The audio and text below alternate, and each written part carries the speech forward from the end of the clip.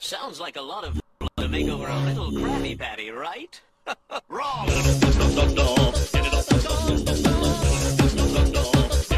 Oh, your phone's on silent, huh? Proud of me. What's up, faggots? Hey. And faggot. That's you. I'm a faggot? You're not only gay, but you're a woman. A gay woman. Your mom gay. And she passed it down. That's how I got it. Oh, dude, we already got some chats going, and Lily and Lee. Oh, Lily. What'd you say up in here, man? I'm not even home yet. Oh, damn. What are you doing? Driving on your phone, Lee? Come on now. Don't be doing none of that. Ew, whole milkshake. That's gross. Homemade milk. Ha! Lily, that's totally something Lily would do. What? Fell on her face. On her way up to the stairs. The stream's starting. She's...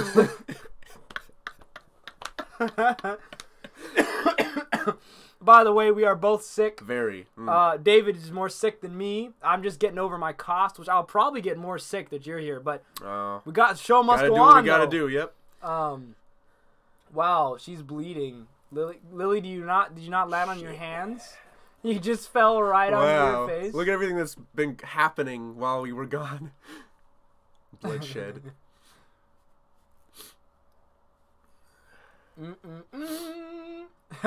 David. All right. Hopefully everything's coming through on the stream. Okay, everything's going well on our end. Well, we are live, and I am Mocha Fantasy. I'm the Axe Warrior. And this is the Anime Club.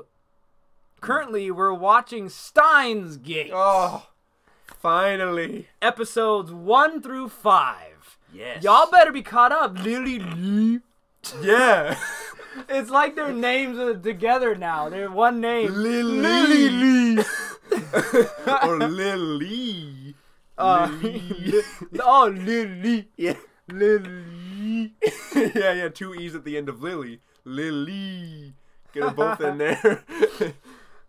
Our ship name, yeah. Exactly. But I hope y'all, Lee and Lily, you guys caught up. I don't know. You better watched be. episode 1 through 5. You've seen this anime before. I think we're pretty much caught up where we left off. We only watched like 5 episodes before. You know what? Yeah, I think that's exactly how many we watched when we were just doing it for fun. So it's. Oh, Lee, you lie. You're not caught up, Lee.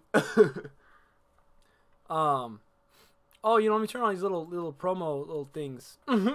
Get the screen filled up with goodness. Oh, right there. yeah. Dude, Erased. Oh, on the midweeks, Erased. You remember Erased? That was so good. That was lovely. Now we get to watch Erased, dude. For the next 2-3 months, it's gonna be good. This channel is gonna be a Quality. good time.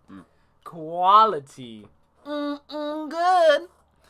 So If you haven't caught on by now, my nerves, my faggots, my dudes, this live podcast basically is like a book club, but for anime.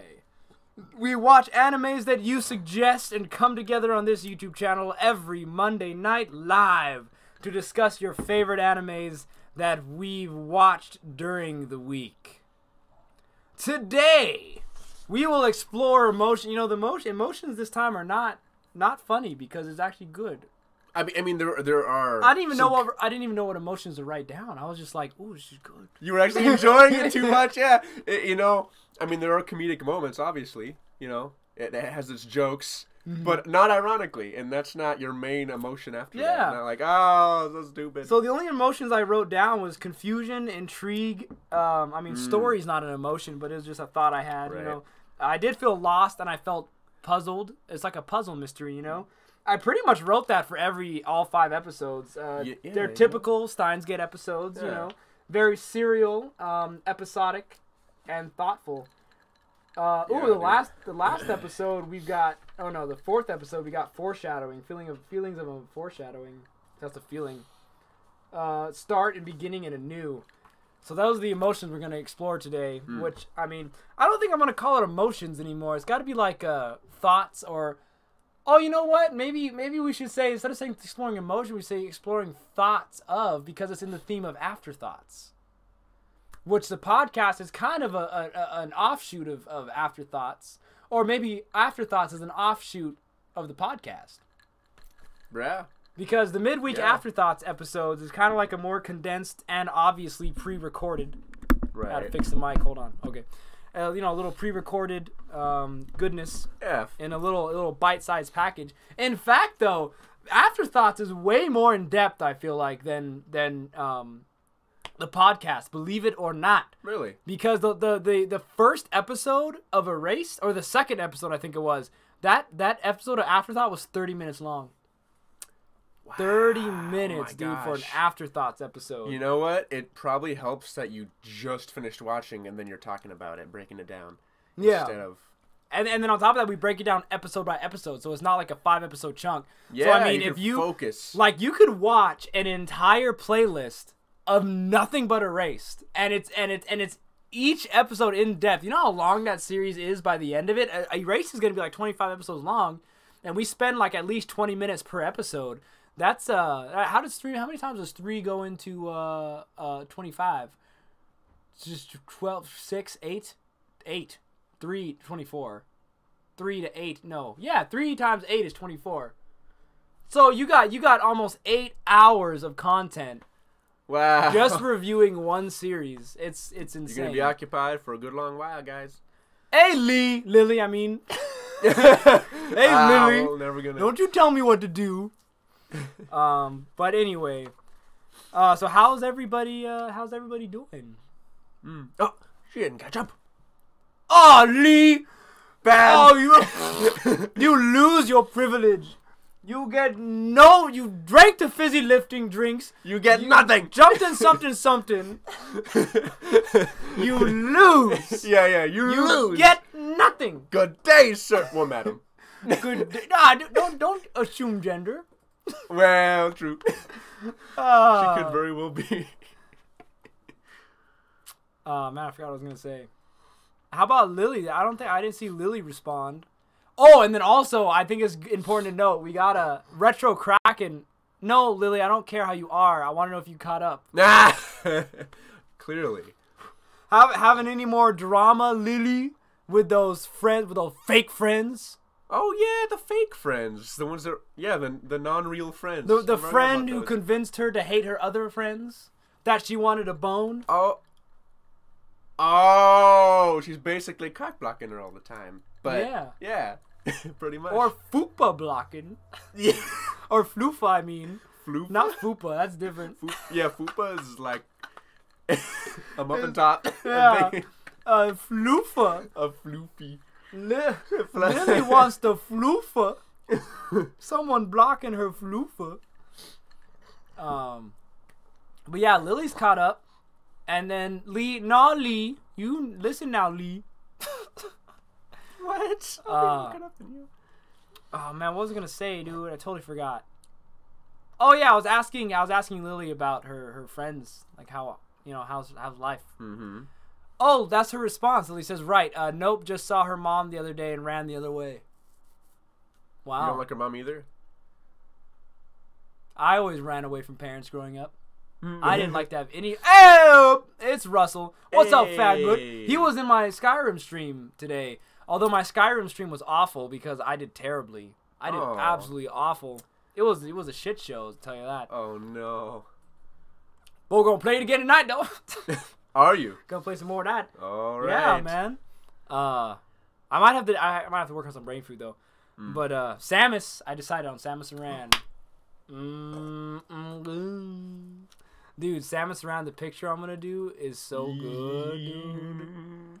It's gonna be the fan art of fan arts, man. The fan art of a lifetime. You're never gonna go back. So great that everyone's good. I had a good day today, more or less. Got some good work done. Played Skyrim for like 5 hours. Had a nice midday nap. Some call those the depression naps. I just call them naps. Look right there, Sandwich. The best thing. Look at the booty. Obviously, it's not that's my that figurine they have. Yeah, I thought it was a nice little I like to put little teaser things in there before I do the actual artwork. Yeah, get something cool for a little teaser. Get them excited. Yeah. So yeah, good day. How's your day, David? Yeah, pretty good. Yeah. Good. Other than being sick. Yeah, just kind of chilled, recover. All right, so just before we get started, chill naps. Just before we get started, I just want to remind everybody and newcomers that becoming and staying a Mocha member is easy. All you got to do is keep up with the anime. Yeah. And you got to watch weekly the podcast, and you got to engage with the chat weekly. Russell, you caught up with the anime? Get your Mocha membership, and or keep your Mocha membership. Where's Alex? Dude, Alex don't want it. He doesn't come anymore. He doesn't want it. We watched Pacific Rim the other night, which was a god awful movie. He told me. I am so surprised. I thought because I liked the first Pacific Rim. It was great. I thought it was okay. I'm not a mech guy. I know, as you know, I don't like Gundams. I don't like mechs. So that's not my thing. Oh. Yeah, I don't like Gurren Lagann because it's like mechs. Although that was the reason. One of the big reasons. But the art is kind of weird to me. And it was kind of a weird anime. It was one of those classic 90s. I don't like the classic 90s animes. Oh, Russell, no, you good, man. You good up to episode 6. Above and beyond. Yeah, man, above and beyond. No, yeah, but I thought the first one was okay, but the second one was complete trash. And surprisingly enough, I thought I was gonna enjoy Pacific. Like I thought it was gonna be like a Transformers, which it was. I thought it was gonna be like a Transformers movie where it's like, oh, I can come and I can enjoy it. I mean, I haven't watched Transformers since like the third one. Oh yeah. But I thought I was gonna come Pacific Rim and like enjoy it, and then I watched Tomb Raider, which I thought was gonna suck. But it was good. It was one of the better video game movies. For a video game movie, I think that was probably for video game movies. That was probably my favorite video game movie ever made. Damn. The original '90s with Angelina Jolie. That Tomb Raider was still good though. That was a good. I watched it by the way the other day on Netflix. You did? No, I did. Back to back. Yeah, man. It was a good video game movie. Especially like I mean. A lot of 90s video game movies actually weren't bad. The newest ones, like the ones from the like 2010s and up and 2000s and stuff, those were absolute shit. Awful. But anyway, the original Tomb Raider movie, obviously based off the games from the 90s, was good. This new one is based off the newer games, and it was still good. Because the newer games were made like movies anyway. Right. Very cinematic, yeah. So, I mean, it was basically the video game. It was a different story, and they did their own thing, but, I mean, essentially it was the video game, and that's why I liked it. One of the reasons, but there was many. But anyway, cool. Yeah, but when you become a Mocha member by, you know, keeping up and chatting with us weekly, you get to request animes. Now, you can request animes without being, obviously, I'm not going to stop you from asking, but I'm just not going to put it on a list if you're not a member. But when you're a member, you can request something, it'll go on the list, and it'll stay there until we hit it up. If there's too many animes, which there will be, then I might just change the rules and make it where you have to be extra privileged to suggest, or I'll just choose from the list. Extra privileged. Lee's been extra privileged. Lily's been extra privileged. Russell, you gotta pick it up, man. You gotta pick it up. Retro Kraken is now special privileged. Got extra privileges. He did it. He did it finally. But so if Retro shows up, we have to bring him on the show today if he wants to. Right. But we can only do it through Skype if he's caught up. That's true. If he's not, I'll be like, well, "Let me on the show, please," and I'm gonna be like, "You didn't watch it. What are you gonna say? You don't know anything. You don't know anything about the show." What, Lee? Alex's name? Alex. Alish. My good lord. Goodness. I'll just say it real quick. Extra privileges when you bring 3 friends onto the stream. Oh yeah. And they all say hello. So if you want to do that this stream, you can do that and you get your privileges. However, you have to be a Mocha member to do it. You've got to be caught up with the damn thing, man. You got to be caught up. So I think we've covered our grounds and our bases. Only 13 minutes in and we covered all that. I think we're on a roll right now. I would agree. That's too much, Lee. You're too much. Man, leave. Get out of here. You Not allowed to participate in this project. Slacked off. Dude, that reminds me, man. You know where that comes from, right? Not allowed to. You will not be allowed to participate in this project. You don't remember? I told you that story. Remember Josh, the guy we called Neji? Yeah. And Nick and Alex was there. And I think Alex was there. And then we had a couple of our other friends, and we were doing a short film back in like 2007. We're doing a little film. We were going to be YouTube stars, man. We're going to put it on YouTube. Yeah. And we had a script and everything. In the front of the script, Neji wrote, he wrote like a clause, what's it called when you sign in the something? script. Yeah, on the front page. It's a contract. He yeah. wrote like a contract. And he explained like everybody has to do this part. Everybody has to show up for these things and have to be a part of the meetings. And if you don't do this, you can't be a part of the project. And he had all these like stipulations. He pretty much wrote up a contract. And in bold letters at the bottom, and it says failure to do any of these. And in bold, you will not be allowed to participate. And Nick read it out loud and like shoved it because we were doing behind the scenes camera. Oh, that's great. And he shoved the script to the camera and was like, "You will not be allowed to participate." And he laughs and pauses, and then he goes, "In this project." That's great. Those are good times. So it's like a meme now. Yeah, within our little circle of friends, dude. That was filming with my friends like that, filming little scripts and little short films. Those were good days, man. I mean, nowadays you try to do that on YouTube. There's so many good filmmakers out there that are like amateurs. Like back in 2007, like you could put up poop on YouTube and everyone would love it. But nowadays you gotta have standards are gotta higher. have quality right there. Yeah. Ladies, man, what's up? Hey. What's up, FaZe? Haven't seen you in forever. Hope you're caught up. Get your Mocha membership. I know. All right, so let's get into the. Bless me. Let's get into the anime here. I'm just gonna bring up the first slide here, if I could even find it. All right, so. In this anime, we're watching Steins Gate this week. Oh my god! And for the next 5 weeks, I think, because there's 26 episodes, I think. Yeah. So we're gonna be. The 26th one said special. Oh. So I don't know if it's gonna count. You can check it out. It's probably a. It's probably a where are they now? I'd probably watch it. Yeah. So 25 episodes, 5 episodes a week. So we got 5 weeks to go. So we're gonna be on this for about a month. Good times. Dude, relax. Can I just say what a wonderful relief it is to watch an enjoyable quality anime for once on this show. Just rub it in their face. Well, Lily, yeah, you goof.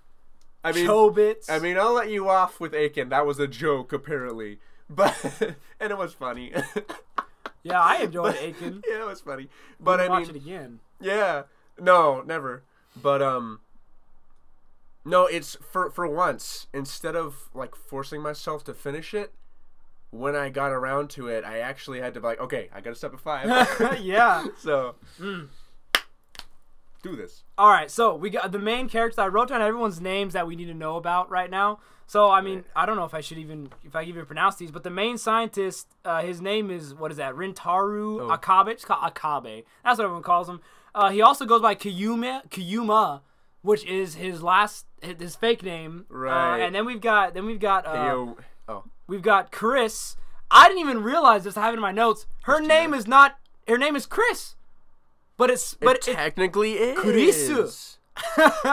What? And I didn't notice that that's why he calls her Christina. Because she's American. Because it's Christina. Oh my gosh, I didn't figure it out. Christina. I didn't know that. And then when you say it out like that, it actually, you hear it, you're like, oh, that's what he's saying. Christina. It's just so, and because she's from America, she's like teasing her like, wow, okay. So in my notes, I refer cool to her as Chris. So we'll keep that in mind. Okay. And then there's Sheena, the main little girl in the blue outfit. And then the supporting girl with the brown hair who's the soldier is Amane. Oh, right, her. And then Ninja who else chick. here? Brown-haired girl looking for the PC is... the glasses weirdo. Ubuin Kyuma. Kyoma. And then, of course, you have CERN. I know, George. It's in the notes. I'll talk about that later. It hit me, too, right? Yeah. Oh, you boy. forgot about... Hashida. Yeah. He also calls him Daru, the computer nerd. Daru, right. Yeah. The hack. The hack, yeah. That was great. You know, it's still hard to tell because you know how they put the "us" at the end, so he calls him a hacker.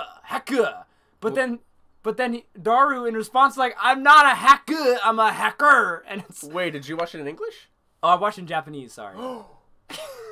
I mean, that's not a problem, but the English voice acting is really good. I know Especially it's the good. performance from Haoin. He's like just loving the hell out of that character. Like, He's having a fun time. I know. I actually did want to watch it in English, but... Yeah, you don't have to. But I'm paying for my Crunchyroll subscription. I want to. You want to justify that? I want to get some mileage out of my Crunchyroll subscription. That's fine. It is Crunchyroll is easier to get the slides. I'll tell you that. It only took me like 30 minutes, like 40 minutes, I think, to get all the slides for this stuff. So, but yeah, so I watched it in Japanese, which I mean, it doesn't matter. But it does make it tougher, though, because I do have to pause it when I write notes. True. So that kind of sucks. Yeah. But I don't mind, because this anime is so damn good. Yeah, and like I said, I mean, we all know how rare it is to find good English dub in anime. This isn't even just, like, passable. It's really good. Yeah, really good. So, anyway. All right, so Episode 1, subtitled Prologue to the Beginning and the End. And I did feel confused. I felt intrigued. It had a lot of story, of course. I felt lost, and it felt like a puzzle mystery, trying to put everything together. And I have some theories. Whoa, Lollipop Crystal. That is a very interesting name. See, that name. Who it could be. Retro Kraken. That name is better than Link Hyrule. Link Hyrule. Who names themselves? You're getting a little more creative. Lollipop Crystal. That does put a nice image in my mind. Sexy Zelda. So, there was someone named Sexy Zelda? Yeah, and the thumbnail was like Zelda in a bikini or whatever. What? I didn't see this. You didn't? Yeah, it was Sexy Zelda, and it was one of Retro's friends, and the thumbnail was like it was Breath of the Wild Zelda too. It wasn't like the usual one. So, nice. Yeah. All right, so 1 minute and 50 seconds in, we already get introduced to the time machine premise. Oh man, this anime is so packed that I don't want to like get ahead of myself and behind myself because Timey, Wimey, Wibbly, Wobbly. Yep. But yeah, so he's talking about there's a lecture going on in the building. There's one of a main scientist dude or a lecturer who steals research from John Titor, and then there's Chris who's doing another lecture. Wait a second. Are those lectures they're the same day, right? In the same building? And he just goes to both of them? Or did something happen where he went to the main dude's lecture and then he went back in time and then he went to Chris's lecture? Yeah, he went to this lecture that was in the future because Christina like pulled him aside and was like, "What was that all about?" And then we find out later what she was reacting to. So Chris's lecture is in the past. So he went to hers first. Wait. The lecture with the guy with like the No, he wouldn't have gone to hers first because if he would have went to hers first, he would have remembered. Right, he went to that one first. So he went to this one, but when he went back in time, then he went to hers because he thought he already went to this guy's. So that's why he went to hers because he thought he already had been there. See, this first episode confuses the hell out of me. Maybe we'll understand it later, but the timey-wimey is nuts. Yeah, I don't remember why he even went to her class. I think it just like started there in the scene. But anywho, so he's doing a lecture on time machines and time travel, and so we get introduced that this anime is about time travel and science and stuff like that. Then we're introduced pretty quickly to Akabe and Sheena, the little girl. I think in Japanese they call her Mayuri a lot. So Mayuri, Sheena, whatever. So Mayuri, the little girl. I wonder if there's a picture over here. No. Okay, so the little girl that's in the anime in the blue dress. Right. I would only assume that they've known each other since childhood. They're childhood friends. Yeah, because ever since I've known you since we were kids. Now, are they childhood friends or lovers? No, no, he's a lot older than her.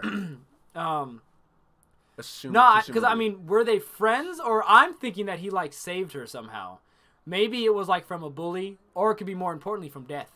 Maybe she was like, because I'm thinking she was an orphan, and maybe kids mean that he's like 17, and maybe he lived alone, all his life, and he took her in.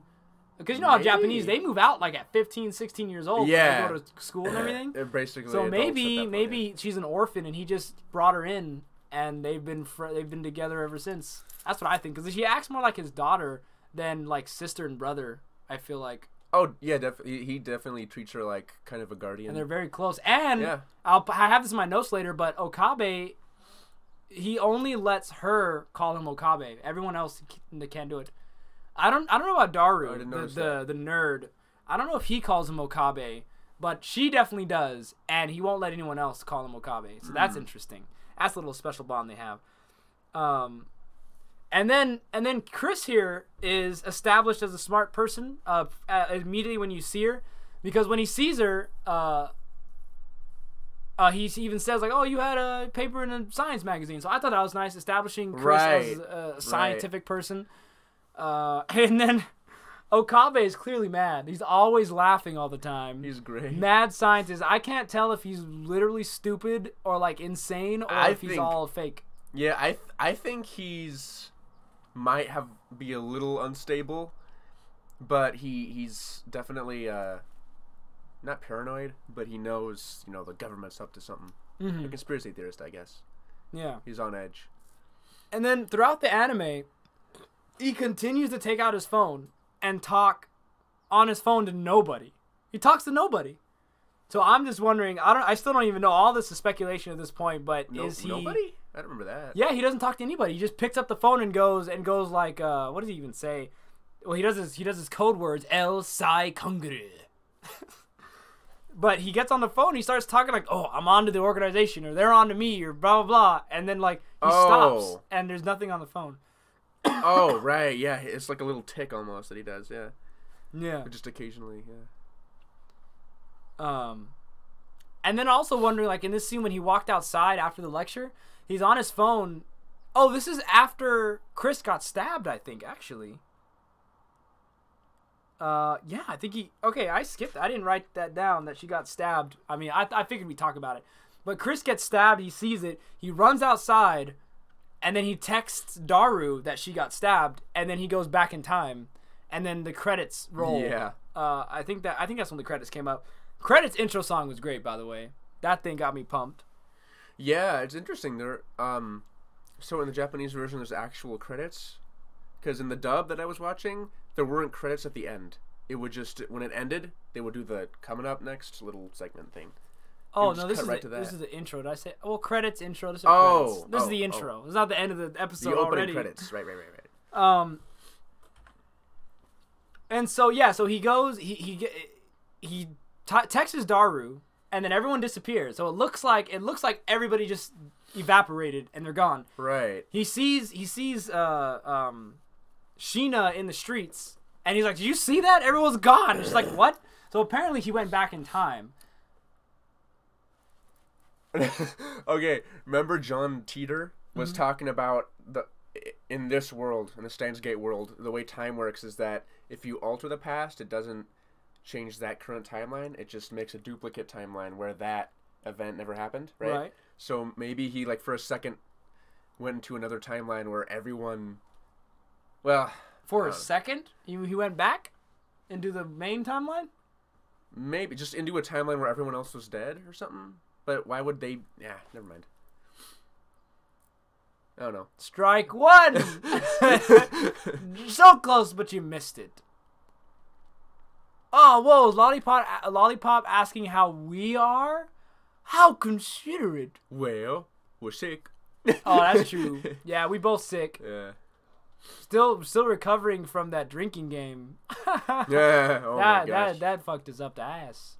That was crazy. Yeah, we're good though. We're having I'm living life, man. Living life. Mm-hmm. So, Akabe has two names, which is Hoenn, and Kuma is his fake name. He says is the name that he tricks the society with, and then there's Rentaru Okabe. So it's established he's got two names right there. But which one is his real name? I think his real name is Okabe. At the time, I wrote in my notes with a question mark because I didn't know. But I think because Sheena calls him Okabe or Okabarin in Japanese, that's why I think that's his real name. Okay. And then we're confronted with thinking ways to fight the organization. We're confronted with the organization of who is the organization, which we do not know. And that's why he calls it Destiny, too, when he finds out CERN is an evil organization that he won't stop. He's like, I've been fighting this organization for decades and blah, blah, blah. But he's just trying to fight some unnamed organization that he doesn't even know what it is, but he knows it's out there, and he knows it's an organization that he needs to destroy. And then there's this little premise right here with Sheena saying that she is Okarin's hostage. Hold on.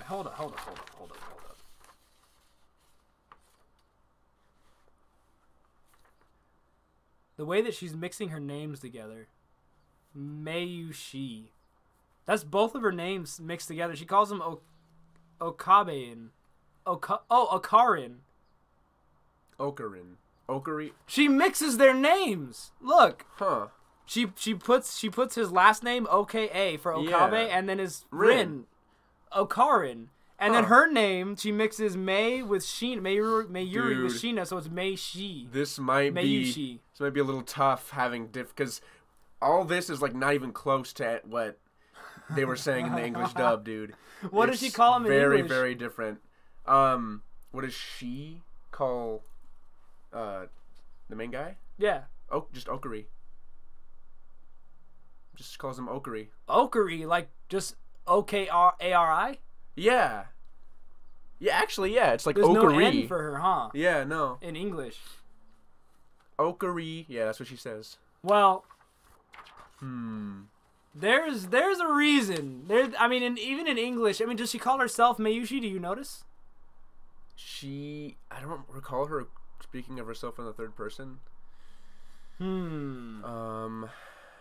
Well, it's interesting that I'm watching in Japanese, you're watching in English, 'cause now we can give both perspectives on both types, so that's good. I like that. So she jokingly says that she's the prisoner, that Okabe's prisoner, and then I was wondering, is there any truth to that?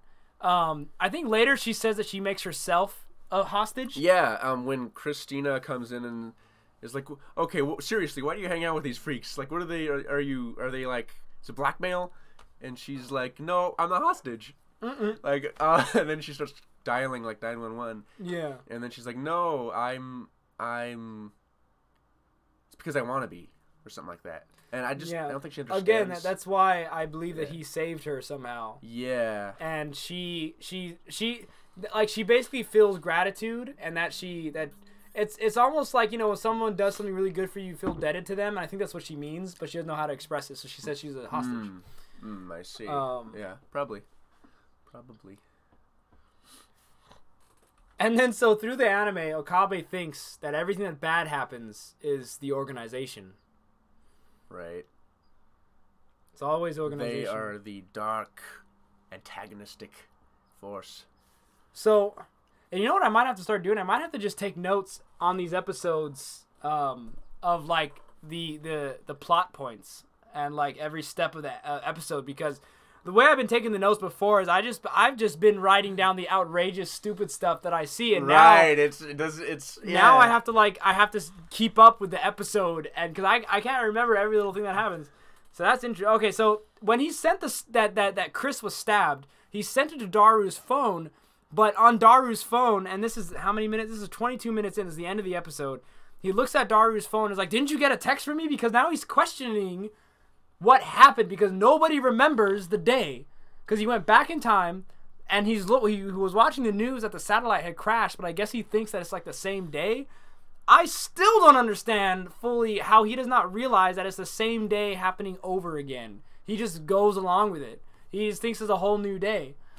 And he sent the text message to Daru, and it goes, and the message goes it was sent to the past, like a week ago. Right. And so that stab got sent to the past. Now, my thoughts on that was that is a good chance that the story was told out of sequence on top of a time travel phenomenon. So, if that makes sense, like the first episode, I think, was just was told out of sequence. Like, it wasn't like we're not supposed to understand the series of events. I think it was told out of sequence, out of timeline, and so we can't even understand unless we know the future. Like, unless we have seen the anime and know what happens, you know? So I wouldn't even try to imagine it. Right. Yeah, And then Xanis, is that Xanis or Xanic? Probably Xanis, DG, says yeah. that Okabe didn't time travel the first episode. Then how do you explain to me the fact that he's walking in the street and there's people everywhere and then boom, they're gone. Boom, they're gone, and Sheena doesn't even understand what's going on. Well, she never understands anything. That's not really helpful, is it? Yeah, no. But I think maybe it could have been a vision. I'm wondering, like, I'm having a theory. Maybe he's, well, no, he's not insane, because later we find out that the organization is real, right? Mm-hmm. But maybe he gets visions. Maybe it's not all. I mean, I'll take Xanis at their word for it, and just say that he didn't time travel, but it really seemed like he did, because everybody disappeared.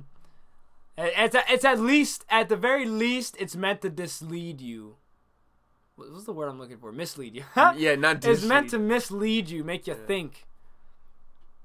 Aha! Exactly what I said. Wow, David. Hey! So we changed world lines the same point in time in a different world line. I could have put it. Now, no spoilers, Xanis. No spoilers. Oh yeah, no. You can't do that. You cannot spoil. Yeah, but hopefully that's just like theorizing. I mean, that was what I thought happened. He just switched to another world. It's hard because the way time travel works. Okay, thank you. The way it works in this show, it's, every time travel themed piece of media has a different way their world works. And this one, it's almost, you can't even really say it's time travel. It's more like he said, he went to a different universe, a different reality, an alternate world. I even wrote notes about the split world thing. Yeah. I told him how that's going to get really messy if they don't keep it concise and to down to 1 or 2 worlds, because if you're jumping worlds all anime, then what's the point? What is the point? Nothing is set. It could be anything at any time. So I hope they don't jump more than 1 world line. That's I hope it doesn't get too crazy. And you know what's funny, really quick, I don't know why this reminded me of this, but did you notice some, not too frequently, but once or twice, there are these really weird transitions that I feel are trying to convey something.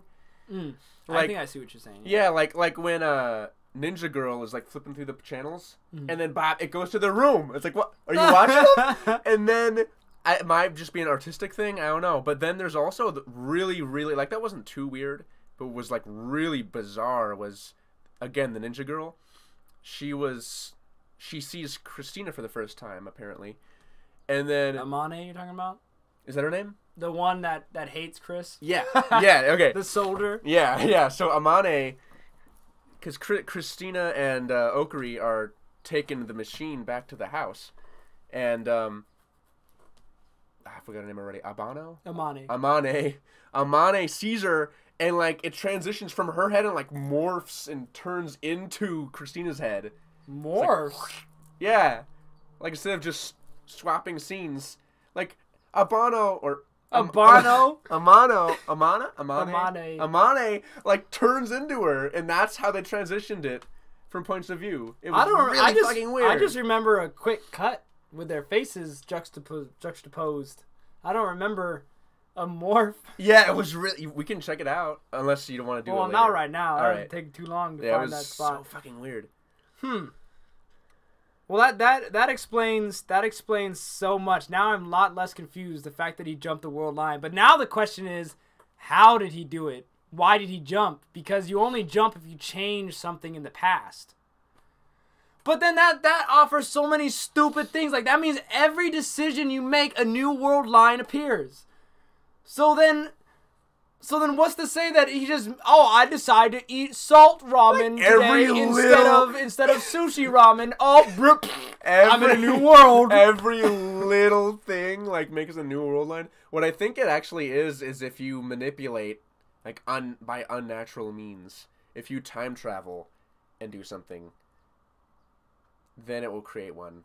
But if it's just people going about their lives, it's just going to be one consistent line. So then that would mean that he would have time travel to make the change. Now I'm thinking as if his future self went back in time and did something to split the worlds, and maybe because that's him from the future, he's affected by the split, but he has to go back to the main world. Oh shit. Whoa! Are you thinking what I'm thinking? Maybe not. This is what I'm thinking. Okay. Now, no spoilers now. Let us be retarded. Oh my gosh, she's saying why they're disappeared. I'm not going to even read that. Are you kidding? You just said no. Oh, don't tell me. Yeah, I feel like that kind of was a spoiler. I don't know. Some people don't have any idea what a spoiler is. Go ahead. No, because what I'm thinking is at that moment, right? He got split into a new world line for some reason. I don't know why. Right. But so those world lines are going, right? But then he goes back in time. Once he figured out how to use the time machine, he goes back in time, back into the main world line of the first episode. His original one. And that's when the microwave blows up and the lightning splits and the desk breaks. And you see those feet run out of the room. That's him. Shit, that's the same world line, though. Never mind. It was a good idea, though. Yeah, it was. But I do think that's him, though. I do think that's him. Dude. What? This doesn't hold too much weight, but what if John Teeter is him? I wrote that in my notes, man. We just got to go off the notes, man. Yeah, all this is in there. Seriously. All this is in there. Yeah, man. okay, Let's go. I wanted to finish up my thoughts on this episode was that, like, I was wondering that his phone is connected to the microwave, which is distorting time, and he used the phone outside. That note didn't make much sense. I don't know. I think that was just stating a point. Okay, yeah. And then I was saying he must be having wicked deja vu, but we now know that he didn't go back in time, that the world just split. I mean, that makes a lot of sense. That if that's true, which I'm sure it is, yeah. Episode 2, Time Travel Paranoia. In this one, again, the feelings and emotions and thoughts about this episode, just typical Steins Gate episode, very thoughtful, serial, and a lot of story, very confusing and whatnot. The art's nice, though. At least it's got a pretty, it's got a somewhat unique style to it. Yeah, it's not like Erased with its unique style, but it still is kind of nice. I'm not a fan of the eyes, though. I could do without those weird like circle rings in the eyes. They're kind of weird, yeah. They're a little weird. Almost soul-eatingly. Well, Lee, drink some coffee, Lee. But wait, okay, Xanis, they didn't explain the show, so how'd you even know that's a thing? It's on the deep web, man. Where did you? He's on those come forums, to that? Is dude. this just a theory? And if that's the case, don't say it like it's a fact. Say, well, I think. Say, well, I think first. Okay. And so, at about a minute in, we see that he mentions that she was stabbed 3 hours ago. Right, and we saw that. The visual novel? Is that canon? Played the visual novel? There's a visual novel? Well, then it's a spoiler. Well, yeah, because it's like a manga. The mangas are always more in depth. Visual novel, manga, I'm sure that this is synonym, manga, visual novel. I thought this might have been one of the few anime that wasn't based off of a manga, though. Is it? It might be. I'm not sure. I know Gurren Lagann is not based off a manga. No wonder it looks like shit. I like it. I like the style. I like the crisp textures in that anime. That's just me. But anyway, interesting. Visual novel. So is that canon? Oh, I mean, this is based off the novel, so I would assume it would be. Anywho. Yes. Let's see. Hold on. Deciphering my notes here. Well, I mean, a visual novel is a genre of video game. So it could have just been, we're going to make a game based off the anime. Anyway. So according to Janice, according to Xanis, we split world lines in the street, and so it's a different world. That was my original theory, yeah. The street's blocked off, and that's why. So he didn't time travel. But in this new world line, Chris is not dead. And that's why he's so confused that she's still there. Oh, this is based off a visual novel. That's weird. What about, is there a manga? I'm pretty sure manga and visual novel is pretty much the same thing. No, a visual novel is a genre of video game. Oh, really? Yeah, you just tap the space bar when you want to go to the next line of text, and I think you get to interact with. It's like Until Dawn, except no movement. Yeah. Huh. I get where you're confused. Visual Wait a minute. Is visual novel like a two-sided term? Doesn't that also? Because I thought visual novel was like like a comic book. A big comic. Well, yeah, like a big detailed comic book. Like, I'm trying to think of the last visual novel I saw. I'm such a big nerd. I immediately thought he meant game, and I was right apparently. Yeah. Okay. Look that up. Visual novel. What does visual novel mean? A visual novel is an interactive game genre which originated in Japan in the early 90s, featuring mostly static graphics, most often using anime-style art or occasionally live-action stills. As the name might suggest, they resemble mixed media novels. Maybe mixed media. Well, mixed media would be mangas and comic books, right? Yeah, but I've definitely heard the term something novel referring to an extra large, like, comic. Like the Bone comic, you know Bone? Where it's, like, this big. You never heard of Bone? No. Oh. Well, yeah, you know, if you look up Bone and then type comic after that, it might tell you exactly what it is, and then we'll get that. Is that it? Yeah, it's a... Yeah! It just says comic book series. Oh, well. I know there's a different term for those novels that are, like, big and artsy, and they've got more pictures than words. There's a word for those. I know. Yeah, there is. Because I've seen those in bookstores. I don't think they're comics, though. I guess they are, technically. Maybe. Yeah, I feel like there is. Anyway. So, I felt that this was a clever juxtaposition here of his reaction to the lecture and the lecture itself, because it switches between him, like, in defeat and her talking, like, really abruptly and really quickly. I loved, this anime is so, like, well written and artistic and articulate. Inarticulate? You mean? No, and articulate. Sorry. And articulate. I'm sick. But, yeah, no, I mean, they could have just had the debate right there. But, yeah, the way they did it, I appreciate that. Yeah, and then, so we know how the argument ended. So now we can focus on enjoying how it is finished. We can focus on the dialogue because we know, like, okay, she whoops his ass. Like, she destroys him in the argument. So now we can, like, enjoy how she does it versus, like, seeing which way it goes. And also the format, I feel like, fits the whole time distortion theme. You know, you're going to the future and then you're going to the past, going to the future, going to the past. All juxtaposed. Really cool. Really cool. I appreciate that, Xanis. No spoilers between 1 and 5. Yes. My man. Hey. Alright, so right here, we get introduced to the code words. Actually, I think he said it once or twice before, but it's Il Sai Congre. Oh, the password. Congre. I don't know, he always says Congru, but this time he said Congre. I don't remember that password being used since that part, though. Oh, he uses it a couple times. Okay. I made a mistake because in the dub, he's very eloquent with his speech. He talks like an old English, you know, like someone from the Victorian era. So he might have said that, and I might have just not even noticed. But So now this girl Amane shows up at about 10 minutes into the episode 2.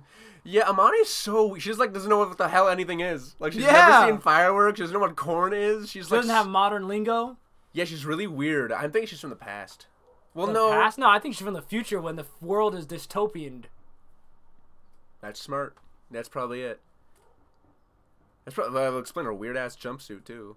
Well, I mean, if she's from the past, then she'd have to be taken to the future from a due to time travel. It's easier to say that she time traveled to the past. Which would explain, because later she's like, she hasn't done anything yet. Da-da. Right. And that would imply she's from the future, but it could mean that John Teeter, for example, brought her from the past and told her everything. Oh, what if John Teeter came to her and told her that Chris, like, killed her father or something? Yeah, like, I'm from the future. Yeah, it just, like, goes through a wormhole. Yeah. Anything could be the case. Yeah. Oh, this girl. Oh, yeah, she was what's really her name, weird. man? She's got the same last name as Okabe. Which is weird. Her name is Ubuin Kiyuma. And then Okabe's name, or his second name or whatever, is Huuin Kuma. Oh, yeah. Hyoin is how we said it in the dub, so I don't know.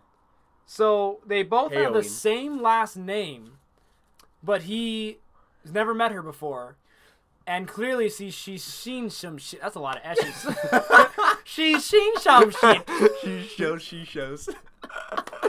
I mean, yeah, there is no doubt, even if she herself has not... What? I looked this up, dude.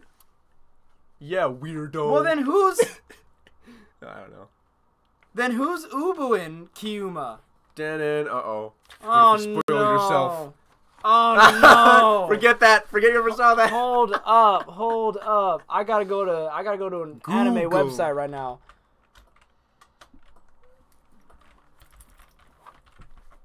Tongue twisties.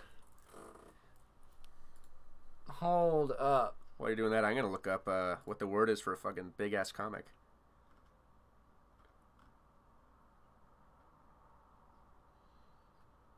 Moike oh.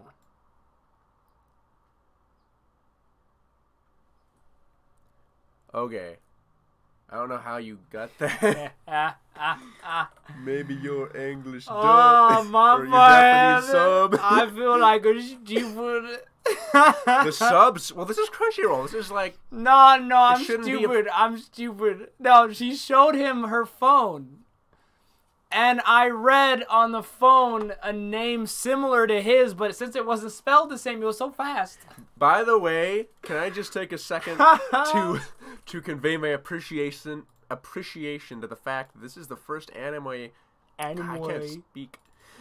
This is the first anime we've watched on this show, at least, where they actually do us the favor of subtitling Japanese text written in kanji. Have you noticed that? I think it's because we're watching on a Kiss anime, to be honest with you. I think that's what it is. Either way, the dub on Kiss anime, for me, they're doing it. They do it. Oh. Yeah. Finally. It's like only good anime get it. You've got a point. I don't know. Okay, so... Yeah, I get it, Xanis. Yeah, we kind of covered that. Don't rub it in my wounds. We have already covered this. My boy. My boy.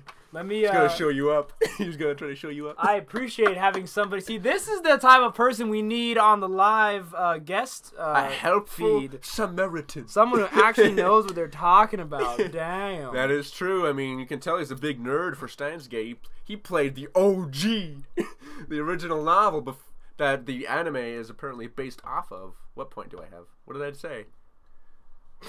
I don't know. David does have a point. I don't even know, dude. I wasn't listening to you. You know, she means Neither me. You weren't even listening to yourself. Clearly, I was.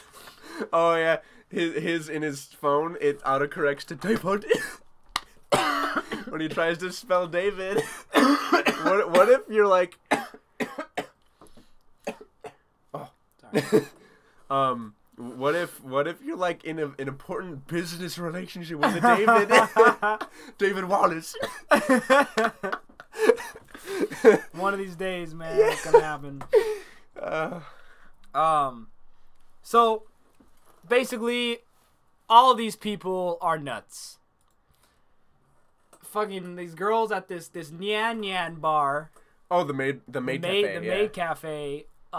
She's like doing some taekwondo stuff. These people are all retarded. Mm-hmm. Wait, really quick. What did I say though? What? Oh, I don't know what I said. Beats me. Anyway. So right here, the banana appears to teleport back to the bunch. Yeah. That it rotted on it. Right. It traveled through time and space. Right, because later we see that. Well, later we find out that the organization, what is it, STEM? CERN has very, very, like, alpha, early, inefficient time travel equipment that does the same thing. Mm-hmm. And their device is like, I don't know. Oh, that is true. How did he do that in a microwave? They need a freaking Hadron Collider and these giant mile-long tubes to make black holes and stuff. How in the world does he do it in a microwave? Yeah, I think they didn't really touch on this too much, but I don't think it's just a microwave. I think they're like doing stuff with it, like trying to turn the microwave into a time travel device. And they stated they like dug it up somewhere, or they got it from a pawn shop or something. So actually, the owner of the TV shop, the down, board the repair shop, room and board, or what? The landlord. The landlord, the big dude. He also owns a TV shop. That too. So I think that's where they might have gotten it too, because he's like a pawn dealer, right? I think so. Yeah. He's like a repair shop, so he's not like he's not like first party. He's third party. You know. Yeah, I don't think they say where they found it, but yeah. Very interesting though with that, and because see, I like the time travel stories where when you time travel, you go to the exact same spot, but it's just in time. I don't like the ones where you jump through space.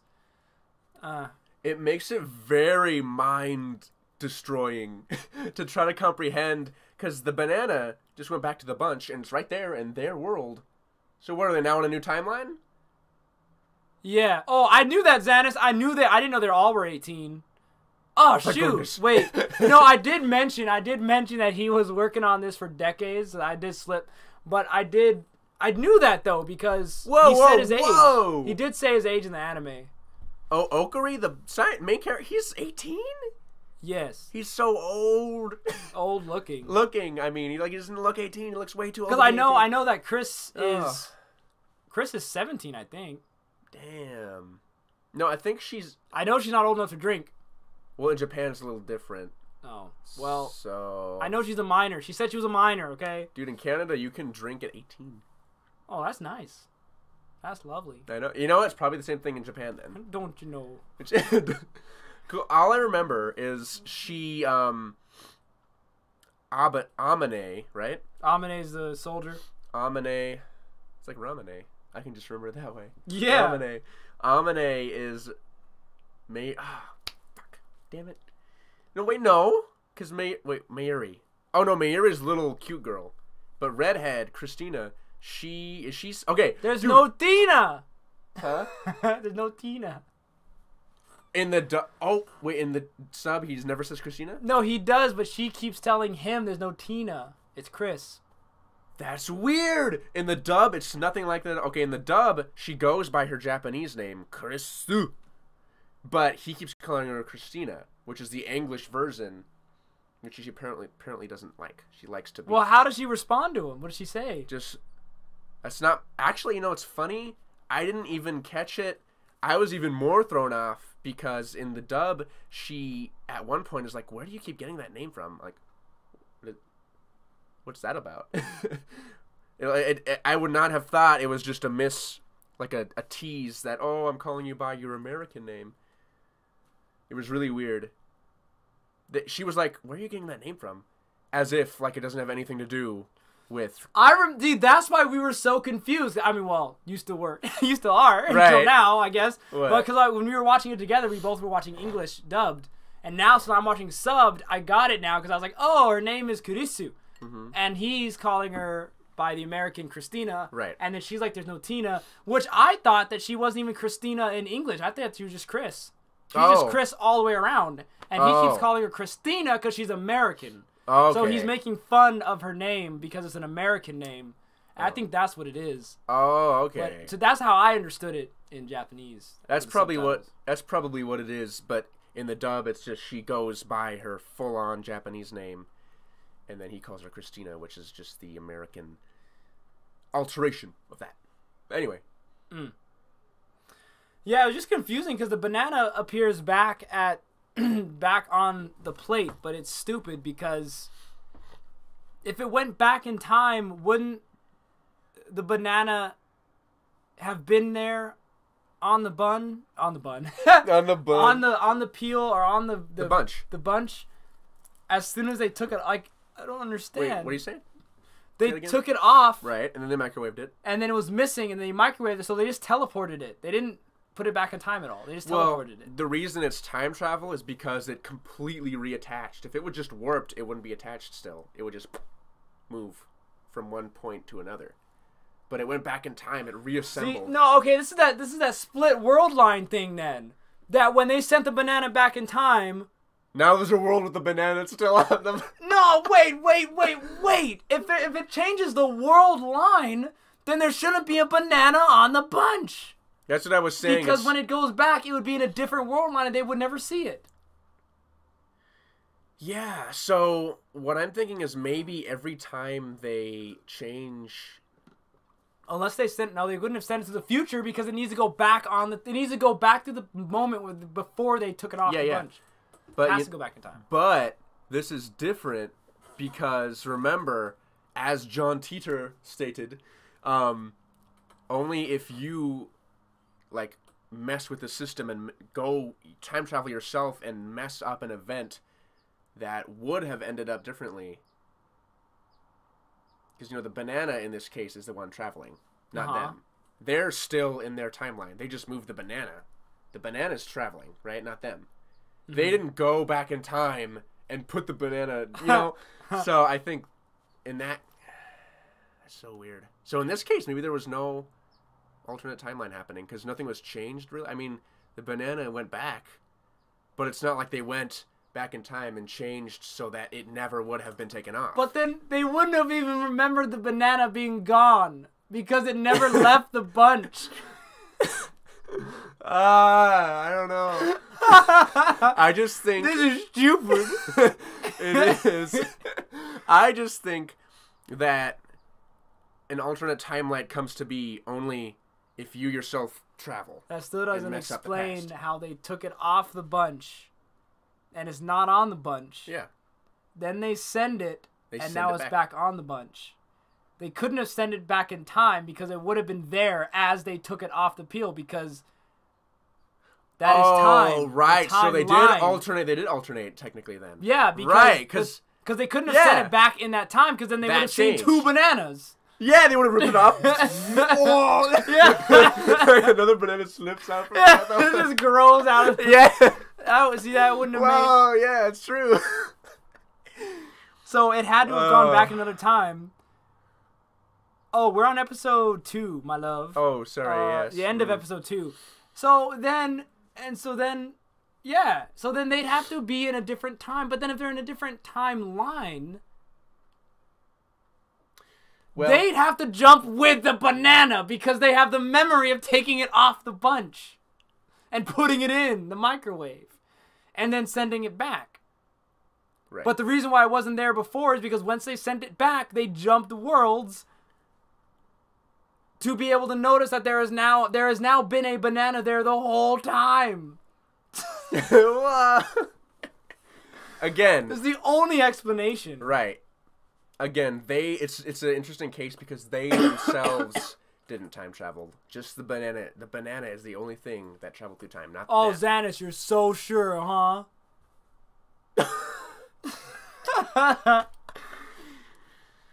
Let's have our fun, okay?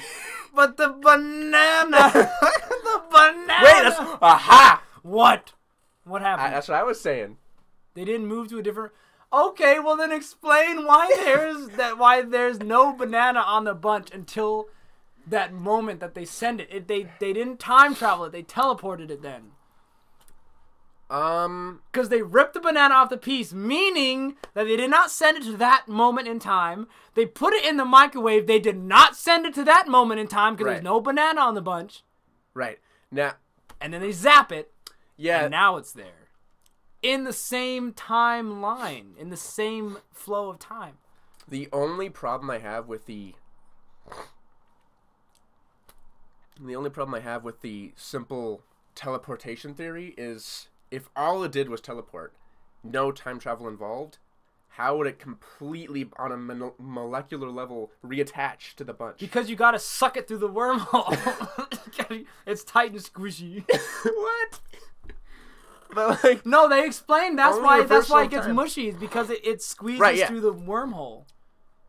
And it squishes out all the solid stuff, and so it turns into mush. Well, what does that have to do with it reattaching to the bunch? Because the wormhole is how you teleport and time travel. It's space and time. Okay. I'm not saying that's what actually happened in the anime. I'm just saying theories. that of course. There's no way on the same... No, Xanis, you listening, you stupid? That's what I've been saying. I know that's what they're trying to say. That's what they're trying to say, but I'm saying is if they sent it, it doesn't make sense, because if they sent it back in time, the banana would have been there the whole time.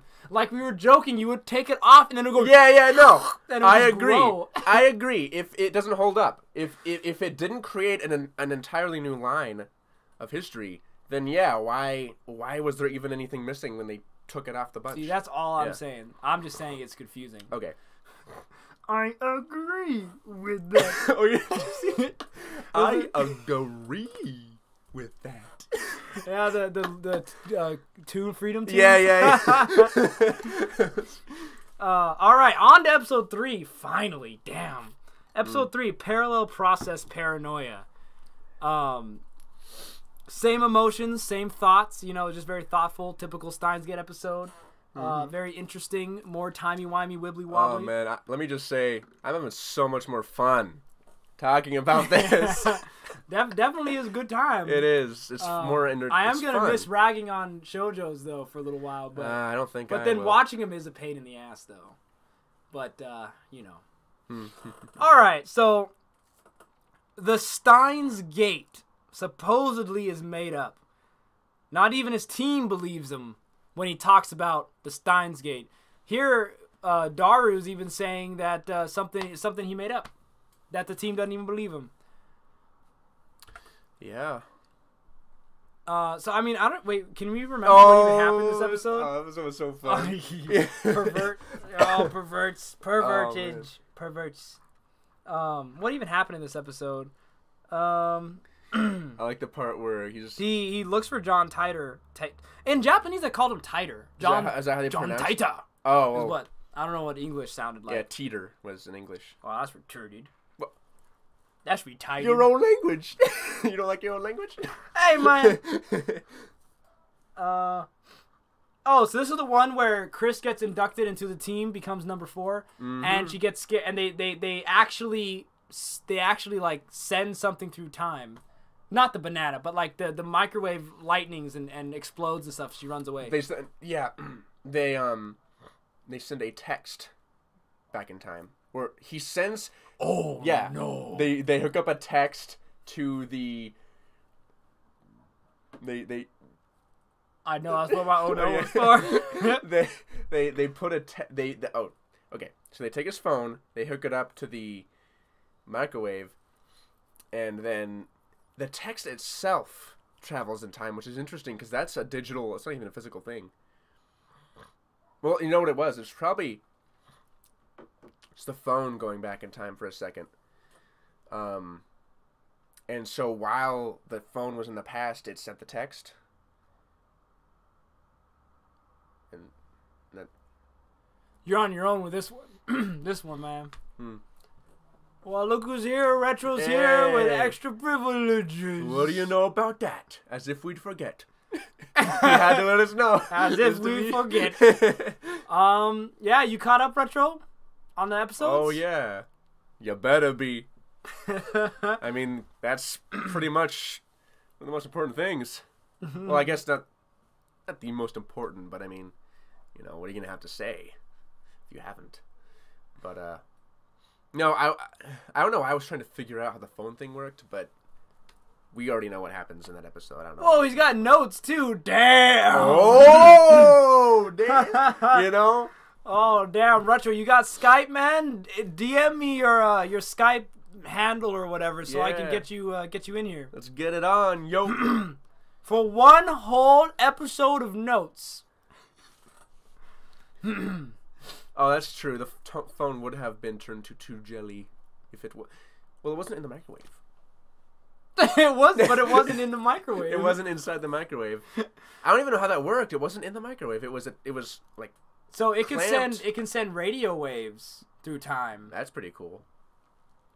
Currently, well, we'll have you on episode 4. We're doing 3 right now, episode 3. So when we get to episode 4, the Interpreter Rendezvous, we'll get you on the show. We could talk about episode 4 together. Okay, cool. Episode 1. You didn't even say that. What? Well, it's lagged. He's not hearing what we just said yet. But anyway. By about 10 seconds. That's a lifetime right there.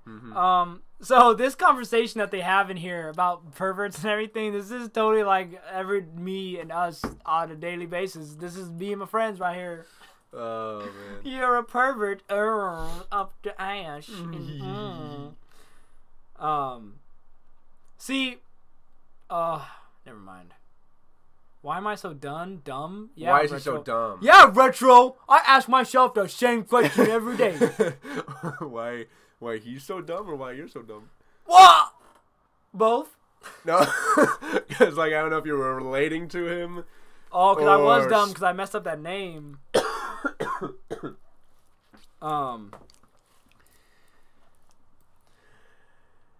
And at this point in the anime, this is where I realized that her name was Chris in English. Kurisu. Yeah, it's just Kurisu. It's Chris in Japanese. Christina. And then, dude, does he say it the same way in English where he's like Christina? Nope, it's just Kurisu is her name she goes by, and then Christina is her American name that she doesn't like to be referred to for some reason. Huh. He doesn't say it all weird. Actually, I don't think any that I've seen the English dubs in anime are usually pretty whitewashed, like in the way they pronounce it. So. Yeah. Now hold on, Rich. What do you mean your Twitch? You mean your Skype? Did I say Twitch? You may. I don't have a Twitch. I can't message. Twitch doesn't have that wouldn't work either anyway. anyway. Yeah, it's. Well, you talking about Twitch? It's kind of a. We need the Skype. You need to DM me on either Facebook or Instagram. Oh, there you go. Oh, it's an insider joke. Yeah, I guess you could send me the message on YouTube messaging, but who does that? Just send it through Instagram or something. Right. Yeah. But yeah, so I guess I'll get to that point when we get there in the notes. But yeah, so Hishida is Daru. So Daru's phone was hooked up to the microwave when Okabe texted him, but I would imagine it only activates the microwave itself. But then at the same time, it apparently sends radio waves through time, because when he sent the text to him, it didn't go to the phone directly. It went to the phone in the past. But wouldn't the microwave have to be the relay? So wouldn't it have to go to Daru's phone first? What do you mean? And then get sent back in time? Yeah, that's because the phone is what's hooked up to the mic to the thing. That's pretty sketchy because and it's hard to do too because you've got I mean the text goes through pretty quick, so if it doesn't time travel at the right moment, I don't know. Here we go. Hitler's Big Blue Bubble Book. 66. 660. Oh, 666, Tim. Oh, 66. 660. Order 66. Order 666. All right. Retro. We're going to start hooking up the stuff to get you on the stream here. Yeah. Now, I don't want to hear no I don't need any more of that from anybody else. Thank you very much. Wait. Lily? Yeah. Lee does that. What was she humming? Oh, she does do that, huh? That's like Lee's thing. Yeah. I never hear it. You never hear it? Nah. You're missing out, man. It's a good time. Is it? Oh man, maybe I'll get the pre-recording or the archive of the stream. Oh, now I get okay. So you don't want him to do it, but his is significantly. Yeah, his him is. No. What? When you were saying I don't want to hear you were like. But she's a girl, so his is gonna be higher pitched than her. All right, wait, Retro, you just said you're taking a bath? What? Some of the things that come out of your mouth, Retro, are like the weirdest things ever. Okay, so are you gonna have a bubble bath and do Skype with us? Hope he's not webcam. Don't give me none of that. I don't want to see none of that. We'll have to turn it off. So anyway, so we'll get him in on episode 4. But oh yeah, so we can take the headphones out right now. We have episode 3 to do real quick, and then we'll get him on. Oh right. All right, so where were we? So they try the microwave again, I don't know if they try to send a banana. Oh, they try to send the whole bunch through the microwave, I think. And it blows up, lightning everywhere like Terminator. And then we see a guy or somebody, a body fall out, and we see feet run off into the smoke. Wait, what? You didn't catch that? I do not remember that. I just remember everybody running away from the explosion. You sure it wasn't just them? No, they were all on the floor. This is different. I didn't catch that. It showed it in a mysterious way too. So I think somebody came through at this time. What the hell? I didn't even catch that at all. Oh my gosh. They just fucking warped somebody. Yeah, so I think somebody came through that time.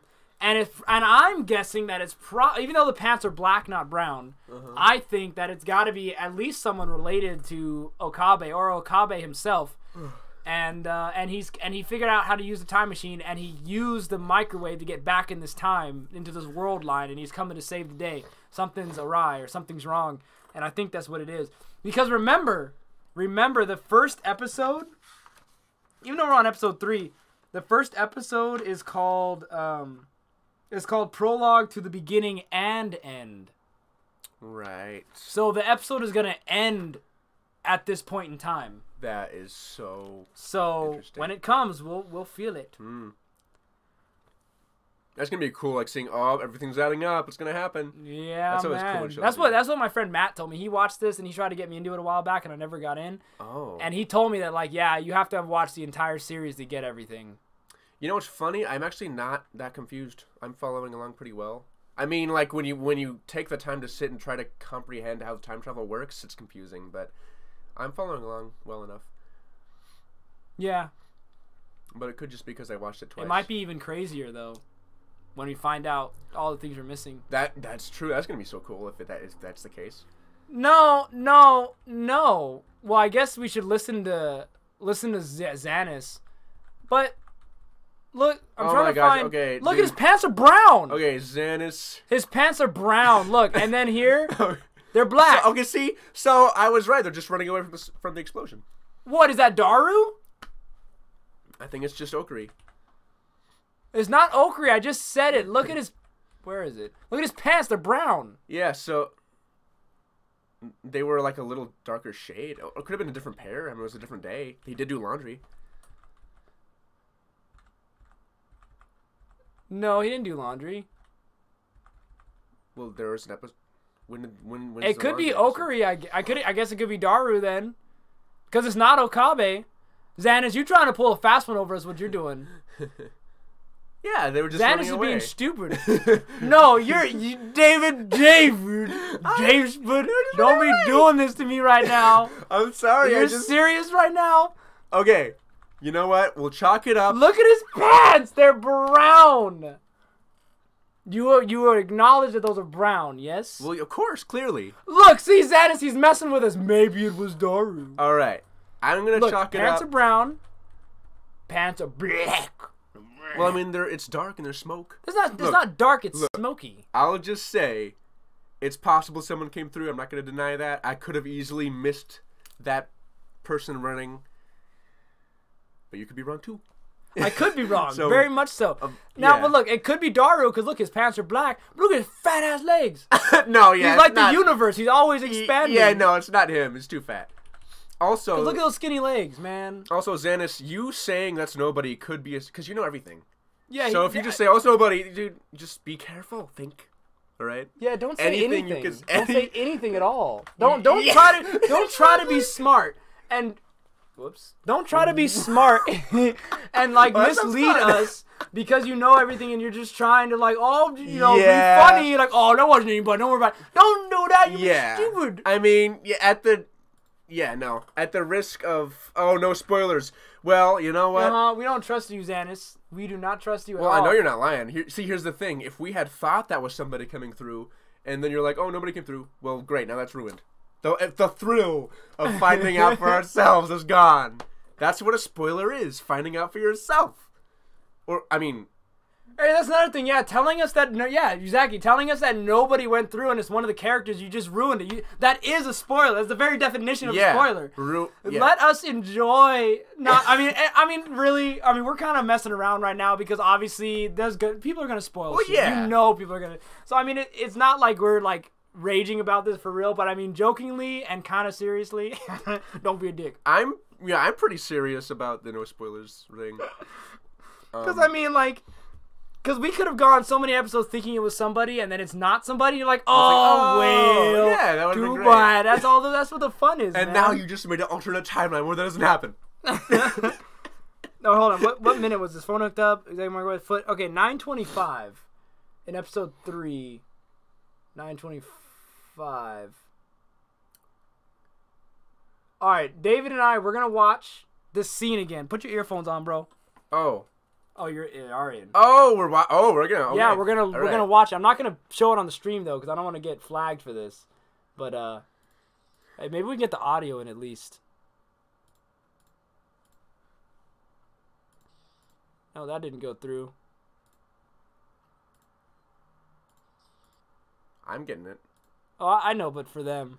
Oh. There it is. All right, let's listen to this scene here real quick. All right, so here we go. Oh,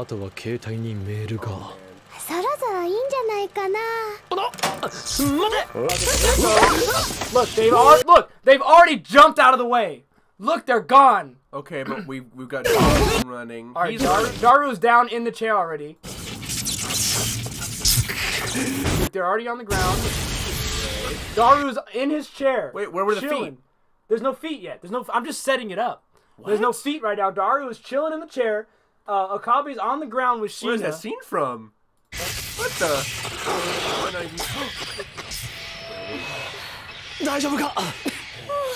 See, everyone's already ran. They've already done. Look, there they go.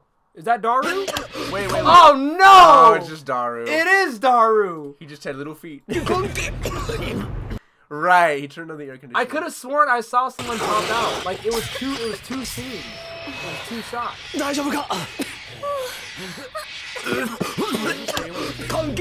Okay, really quick, can I just say something? Mm-hmm. And again, I'm not bashing anybody who enjoys subtitles or you for watching it subbed, but another reason I hate watching it subbed, not only because I don't like having to split my attention, but the dialogue is just flat, just what you need to know. It's not like interesting dialogue that you'd hear people say, you know, with mannerisms and anything like that. You just, oh, I'm turning on the fan now. Like Good job. I don't know. I just.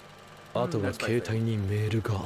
waiting for the message. I bet it's ready. Like, like in the dub, she's like, "Oh, those smell yummy," or what, you know. And just a little thing. Make that Oh, you know what tripped me out? Look at the pants.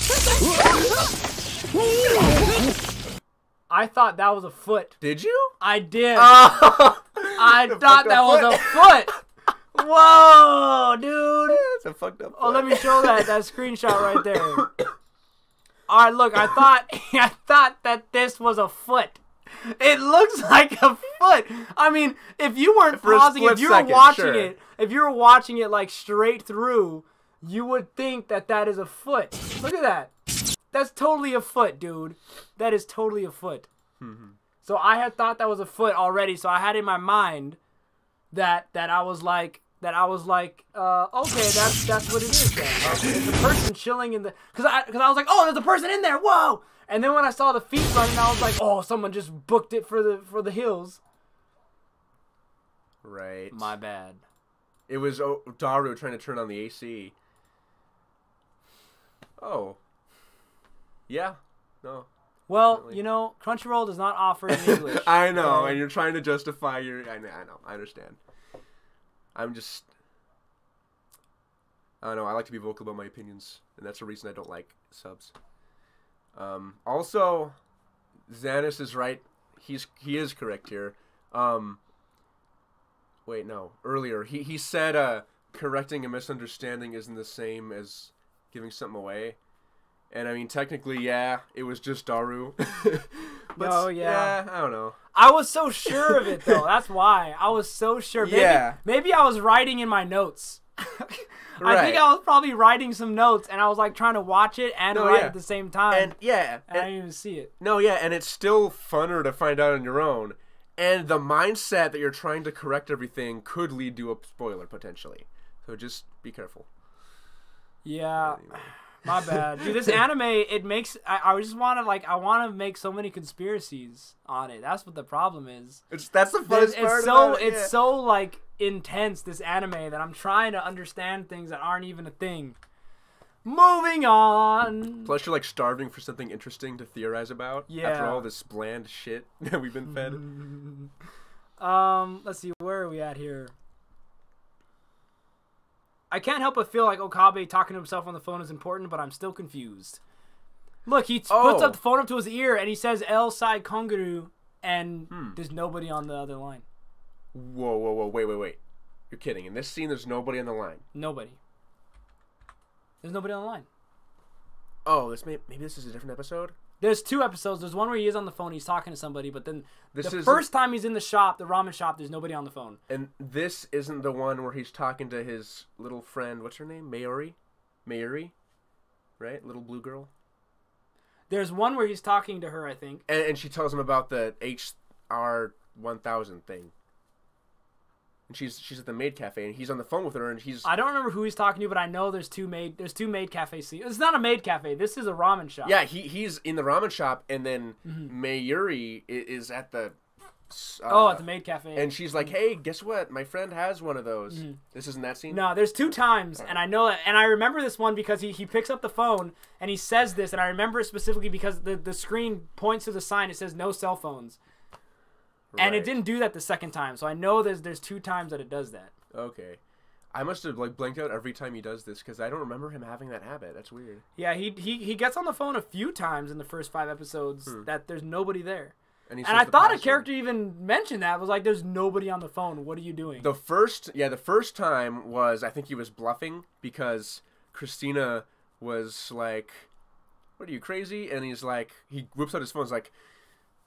He's like pretending to call for backup or something. And then she grabs it and it's like, nobody's here. And he's like, aha! See? As soon as someone who wasn't me touches it, it turns off. Haha! Like, he's trying. So, but anyway. Alright, so after the thing happens, they're kind of just, I think Chris already ran off, and so they're all just kind of regrouping right now, and it's the next day, I guess, and I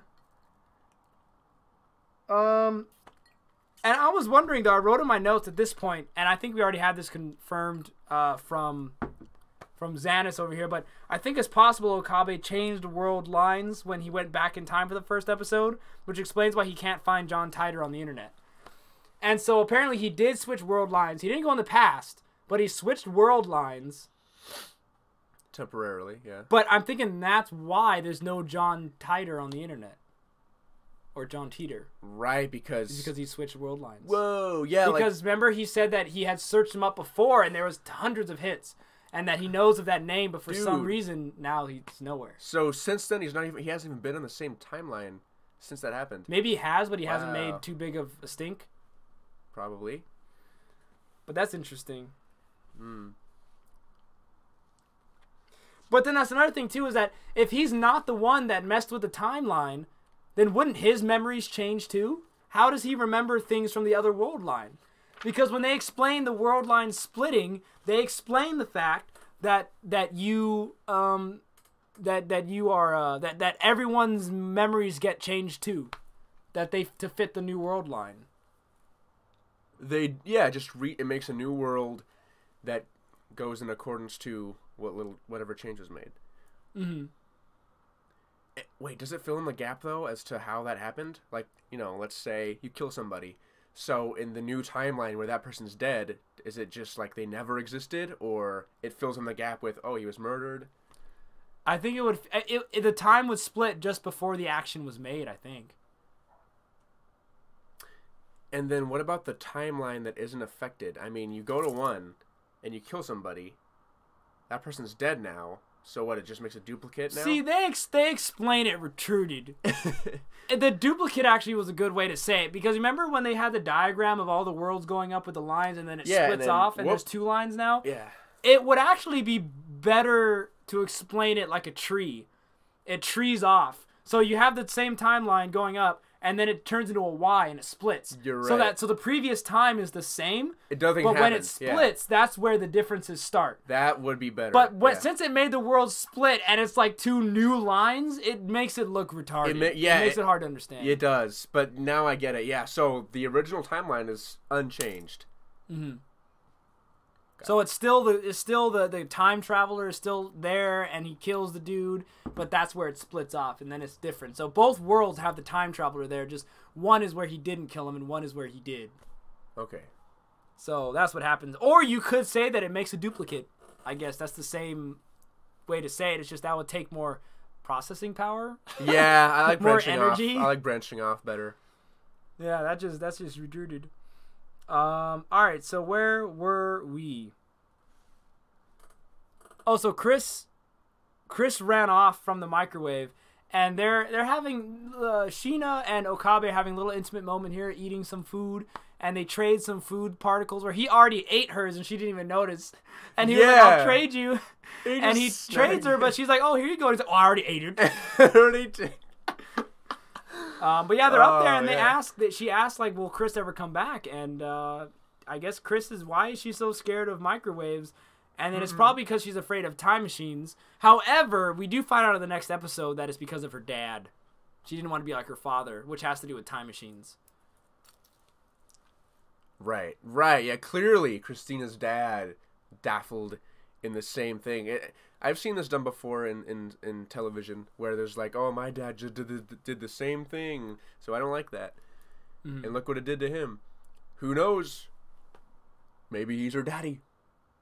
Dun, dun, dun, maybe who's daddy? Maybe Okari is her dad from a different... Whoa! It could be. I mean... Yeah. I think she'd be able to tell. I mean, she had to have seen pictures of her dad when he was younger, right? Oh, that's true. Yeah, I don't know.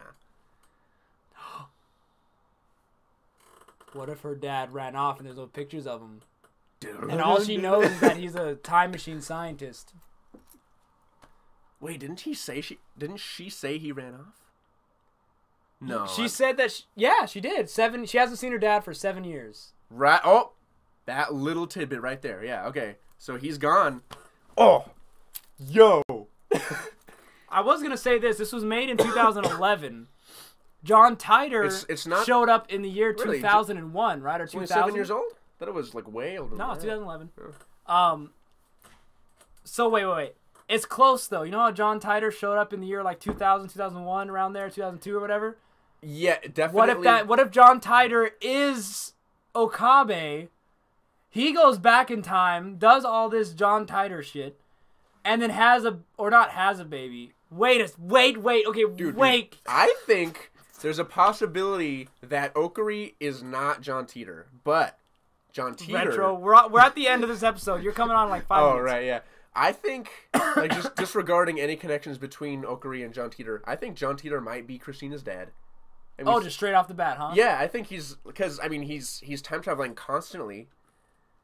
He's never in one place at once. That would explain why he's been missing. Good point. Oh, good point. Oh, that'll wrap up real nicely at the end. Yeah. That's wonderful. All right. So at the end of this episode, we get introduced. Oh, is this the last slide? Human died. Oh, Ooh, no, that's next. Wow, Yeah. that's way down the... Wait, what? No, that's episode 4. Wait. Is it? I thought more happened before they got to the computer. No, but in this episode, we did research the Z program and the mini black hole experiments. We did find out. Okay. We did find out about that. Okay, all right. So Steins Gate takes place in 2010. Okay. Well, because the visual novel was first, but the anime was released in 2011. Is all we were saying. Yeah, good point. That's what we were saying. Yeah. Regardless. Yeah. It makes sense. Yep. Thank you. Yeah, so they find out about the Z program from the CERN Corporation, and they find out about the mini black hole experiments, and then that's how the episode ends, with us about to embark on our adventure to find out more about them and the CERN Corporation, time machines and stuff like that, the black hole experiment. All right, episode 4, Retro. You better be prepared. We're coming. We're coming in hot.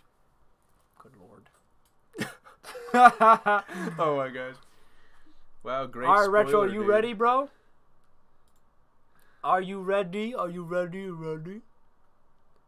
Wait, hold on. I gotta fix the calling card. Hold on now. Oh, that's not them. It's him. All right, Retro. Here it comes. Oh.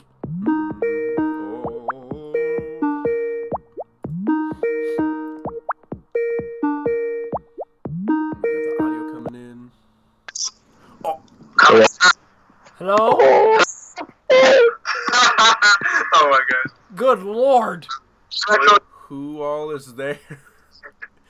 You got like 15 people back there. Hold on. Whoa, could you give me a mic check? Oh, bep. Check. Uh-oh, hold on. That's not right. The video, hold on, the audio's... Oh, there we go. Wait. I have my audios mixed up. All right, give me a mic check, Retro. Test. Okay, I heard that. All right, I think you're good. I think what I'm hearing is feedback from us. We can hear ourselves. Like a little is that feedback. I know, I muted the test. Oh, I see. Yeah, I muted the test. Okay. Can everyone hear him Because just I fine was- in there? Oh, I was yeah. checking all my... Little laggy on the voice. But how you doing, Retro? Cracking? I'm doing really well. All Awesome. right. Awesome. How's those live streams going, man? On your end. Oh, my live stream. I like stopped for a while. I don't know why. Yeah, no, I feel you. I don't play too much video games anymore, except for I'm like, Skyrim right now. At the moment, yes.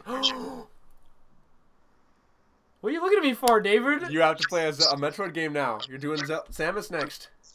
yeah. No! Yes! And I'm coming over for it. Yeah! Bring over your Wii, man, Yes! so I can play that shit. I'm playing Metroid, bitch. Oh, yeah. Oh, man. All right, so Retro, you're up to date. Got 1 through 5 episodes. Oh, 1, 2, 5. Oh, shoot. I'm having a hard time hearing you, man. I gotta boost the volume for myself here, Let's get man. that volume up. Hold up. All right, because I think you're good for the Voice stream. reveal. I'm sorry? Okay, okie. If voice reveal. Oh, there Retro we go. Dragon voice reveal. Yeah. There we go. Did you wanna plug anything, Retro, or do you wanna just get going here? I don't know. I remember that I was supposed to be telling fart stories. Remember?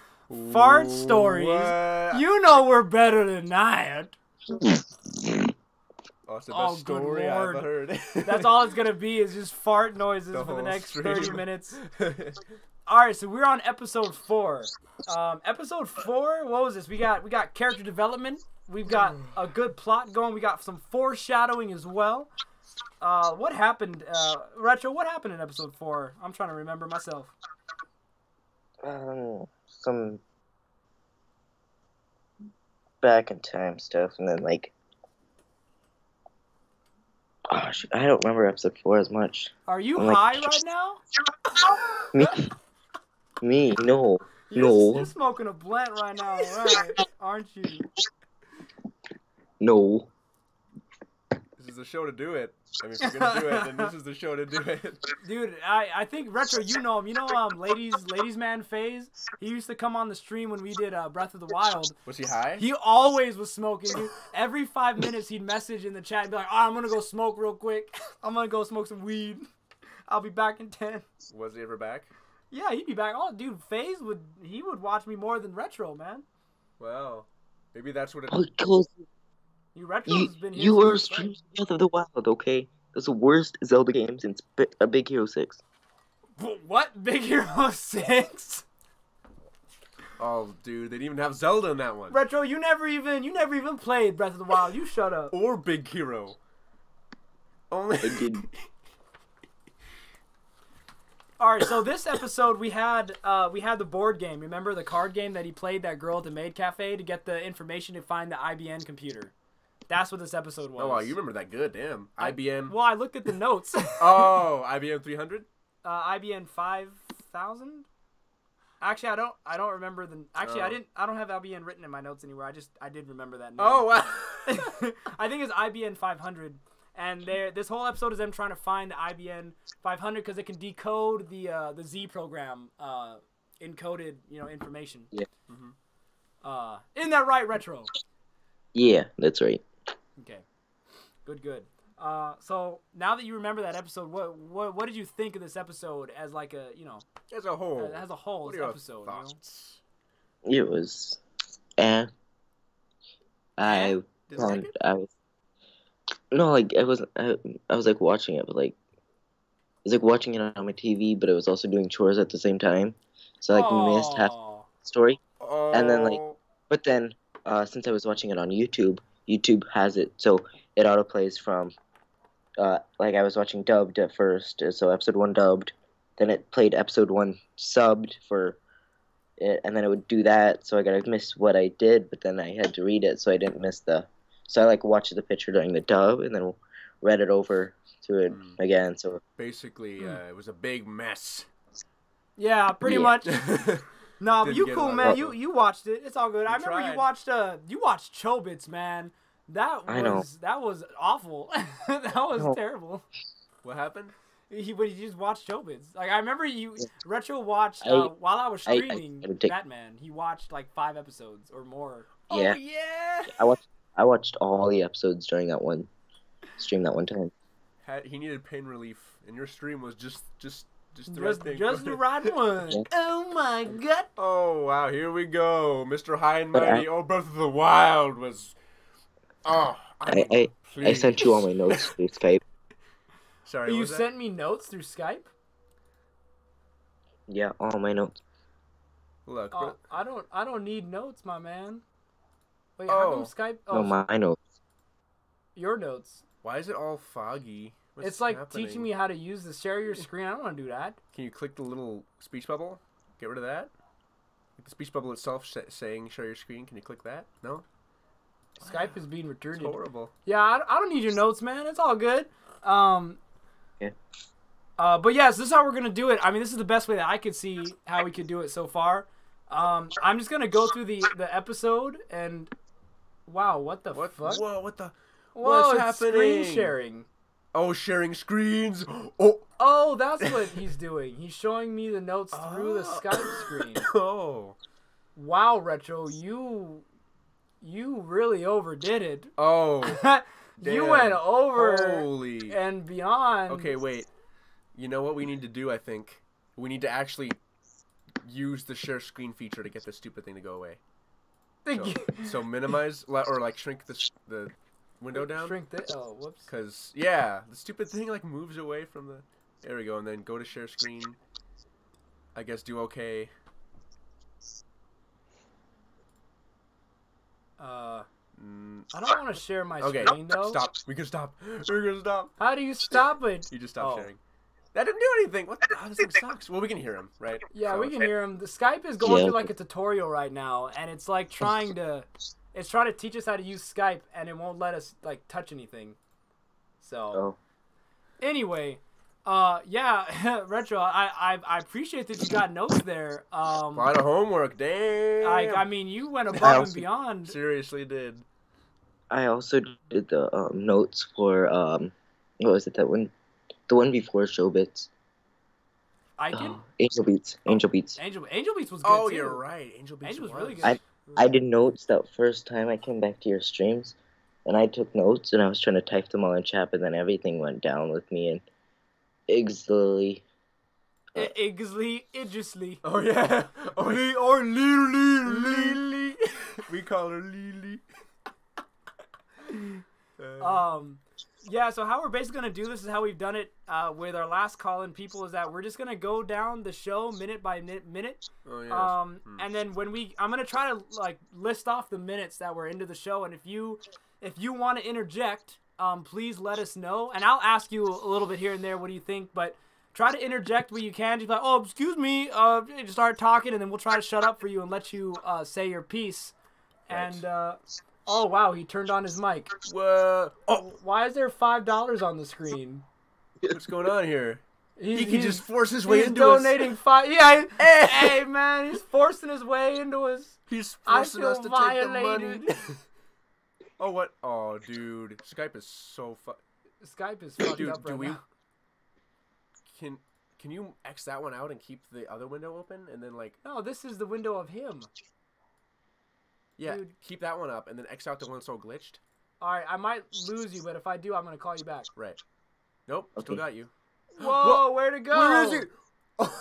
Everything, we closed Skype and it's running in the background now.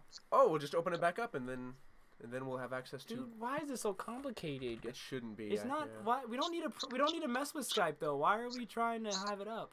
Well, just so that when it's time, we can... All right. Well, you're still here, so we're good. Anyway, okay. So let's just go ahead and get started here. Yeah, so yeah. episode 4. Yeah, it's still Oh. bigger too. Wait, browse the web together, view documents together, and broadcast your presentation. Oh, thank God. No, it's still. Oh, Oh. we got it. Okay, we're good. It's good. We're good. It's good. All right, so episode 4, 10 seconds in. Ow. I'm still getting a little bit of feedback there, just a little bit. You hear that, David? Oh, I hear robots talking in the background. Yeah, that's us. That's our voice. Yeah, yeah. Oh, I think it is. yeah. The problem is this mic is like in the corner by the speakers. So, I mean, like, Oh, you got speakers playing. That's too bad. All right, so like 10 mic seconds. is- Oh, I'm sorry, Retro. the mic is like the size of a pinky, Hmm. and then the speakers come left of that, like the Really space close. of your of your ring finger. That Proximity. divot on the end to the tip of your thumb. That's where the speakers come out of. So you're getting the feedback from there. I see. Now, I know that this is going to have no relevance to anybody in the chat or to you, Retro, but David, doesn't he talk and sound like Isaac? It's like we're talking to Isaac right Dude, now. I didn't want to say anything, but I was he's totally a Mayfield boy. I thought it was like Simeon is what I was thinking. Oh, I don't spend enough time with the Mayfields to know Simeon. Oh, okay, Simeon as of now that his voice is deeper. He's Simeon, dude. Dude, what if he is? like we don't even know. It's like, no, what? he wouldn't know it was us. He's like all of a sudden, what? Dave? Yeah, like he doesn't even know we have a channel. He's like, Dave, and Tim. This is you. Yeah, okay, yeah, it's not. There we go. See, it's not Simeon. Well, Clearly. obviously, clearly. Wow. He loves to use his mic. Is there a way to deny a cam? Can you just say? Can you just say Yeah, no? you know, it's weird that you're able to just show like Yeah, you turn can your just, camera on without I'm scared. consent. Yeah, man, you don't even have my consent. You sending your pictures. You sending your video to me. Anyway, so we get into this episode 4, 10 seconds in. We already get the Z program, little introduction, and Oh no, here he is. what? It's camera. Did the video go up again? Oh my god. We'll put that right over there. Okay. Oh, it stays on the top too. Just don't pay no mind. Yeah, Pay yeah, no yeah, mind yeah. to it. So the Z program failed and humans died. The humans were turned into jelly. Like the banana. Oh, but we don't know that yet. Right here, we just see that someone died. We don't even know how. But they in my died. notes it says they turned to gel. That's late in a later episode. Yeah, see, Or no- that one's over, and now it's this one. What? That's what they ended on, and then we go into because when they get the No, HM. I'm pretty sure they. Because why would I write it down? Because Maybe I it's your just- nose. Yeah, maybe I just assumed it was gel like the banana. That's why I wrote it. Maybe. Yeah, because at that point in time, you wouldn't have known. Huh? That's weird. Anywho, all right. So the opening credits. Do you notice that in the credits everybody's being duplicated and it's like hundreds of them? You know? And I think it's trying to reference the split world line theory Oh yeah, definitely, absolutely. because Yeah, it represents them time traveling and making decisions and splitting times. every time. And like, you know, he's walking right here in the opening. I Uh-huh. think that this is a scene of him walking in the street and he's splitting. I mean, actually, it doesn't even matter. But he's splitting world lines, so they're even showing it that he's doing that in the credits. I thought that was cool. Yeah, every new world line is in a clone. And no, it's funny though. I didn't have anything to say about the opening actually because on Kiss Anime they don't have it. It's weird. They don't have the opening at all? Opening or ending credits. They just get right into it and then they end it. It's really weird. Interesting. But I mean, it's not official. It's a pirate. Arr. So at 5 minutes in, we get introduced. Not introduced. We already met Amane, right? Didn't we? Did we already meet Amane? No, we just met her right here. Because she's like, "Oh, I'm applying at the shop," and then they're getting in a conversation with each other about it with Okabe and the shop dude and Amane, and then he calls her a little girl, like, "Oh, dating those little girls again, I see," and then she jumps up and is like, "I'm grown up and I'm a soldier." You know what's really weird? I'm starting to eat. Well, I mean, clearly, she is from another point in time because of how she behaves. But then I know there was one part in one of these episodes where she flat out said she was 18. But then when she speaks with Christina, she's like, "Oh, I'm almost 17." Oh, you're on your own with that. I have no clue. Yeah, I could be wrong. I could have misheard. Anyway. But it's still bang. Retro still fuck her up the ass. Oh, of course. Yeah. But yeah, so she says that she is a soldier, and I'm wondering if that's foreshadowing, or is that just a childish remark? Who knows? Probably. What do you think, Retro? I think it's like some childish type thing. So you don't think she has anything to do with this anime? You just think, I mean, of course she has something to do with the anime. I mean, you don't think she's like from the future or something? Oh. Yeah, I think she's from the future. Because, like... Well? David, your face? Yes?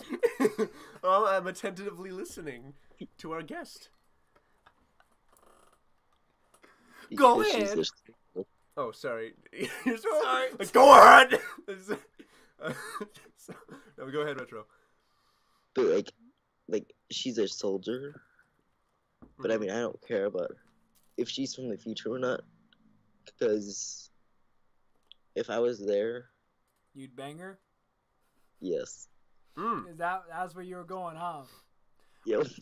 Whoa, Wolf Dude's here! Oh, hey! What up, Wolf Dude? Wolf Hey, man. look, Retro's got extra privilege. You should Hey, join look! him. Here he is! Man, you need to jump on that extra privilege train. Took Retro forever, but Retro's here. You did it.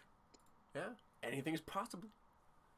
Anything's possible if Retro could do it. Oh, your fake accounts, Retro? Come on, man. That's true. It's hard to tell. Only like 5. Like the first one.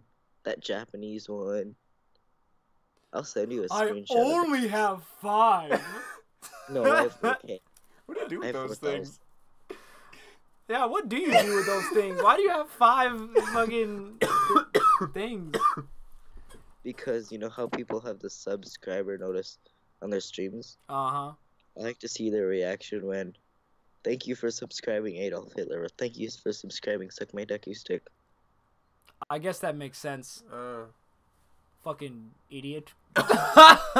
It didn't come from me. I'm the nice one. Idiot.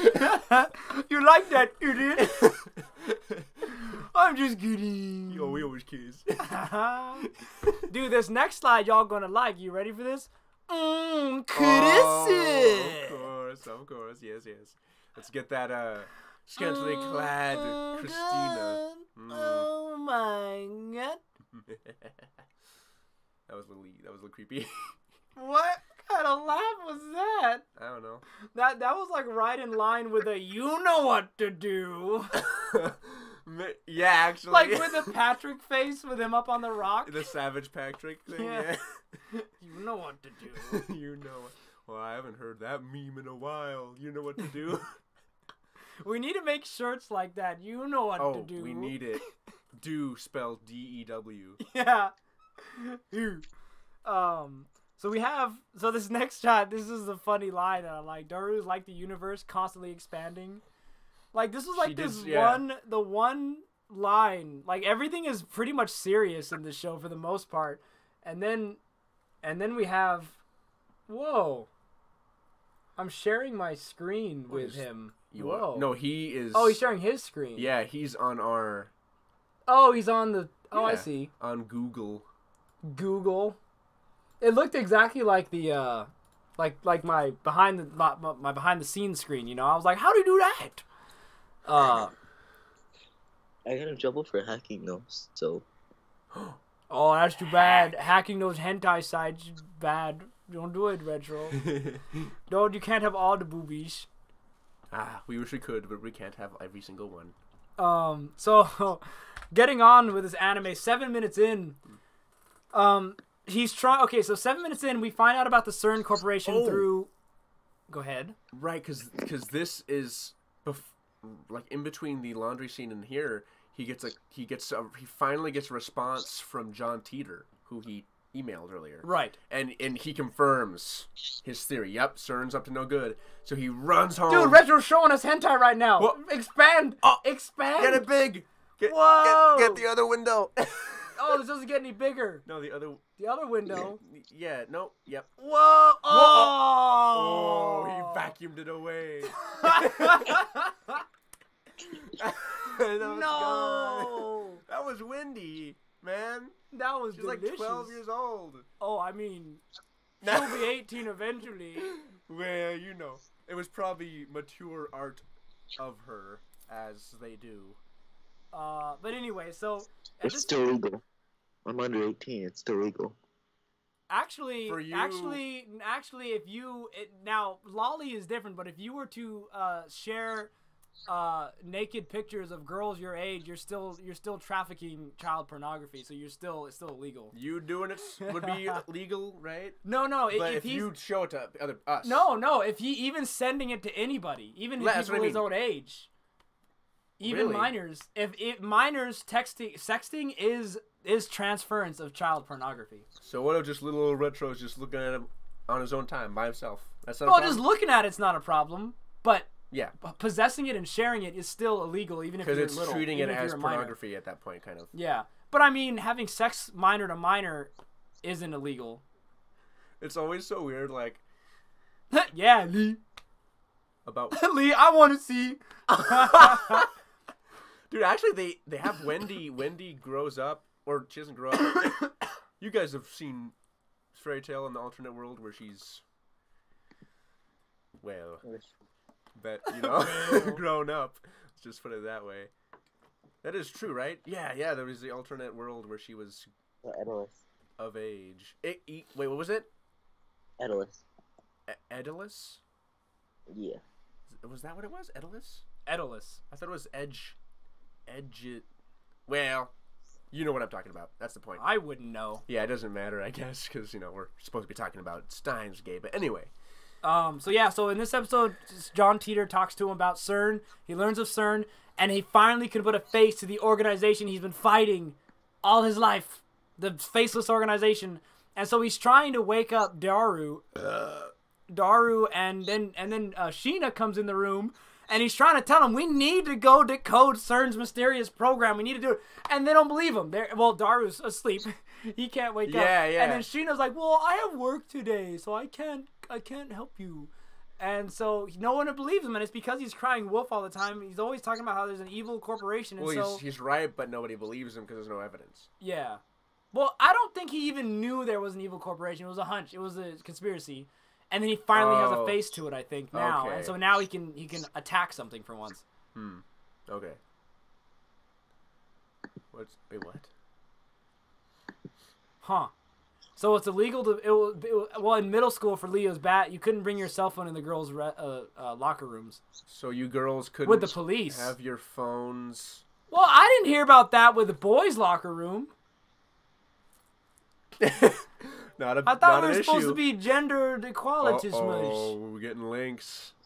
What? He sent a link. Fuck. What if? Dude, I spit in Alex's face so bad the other night.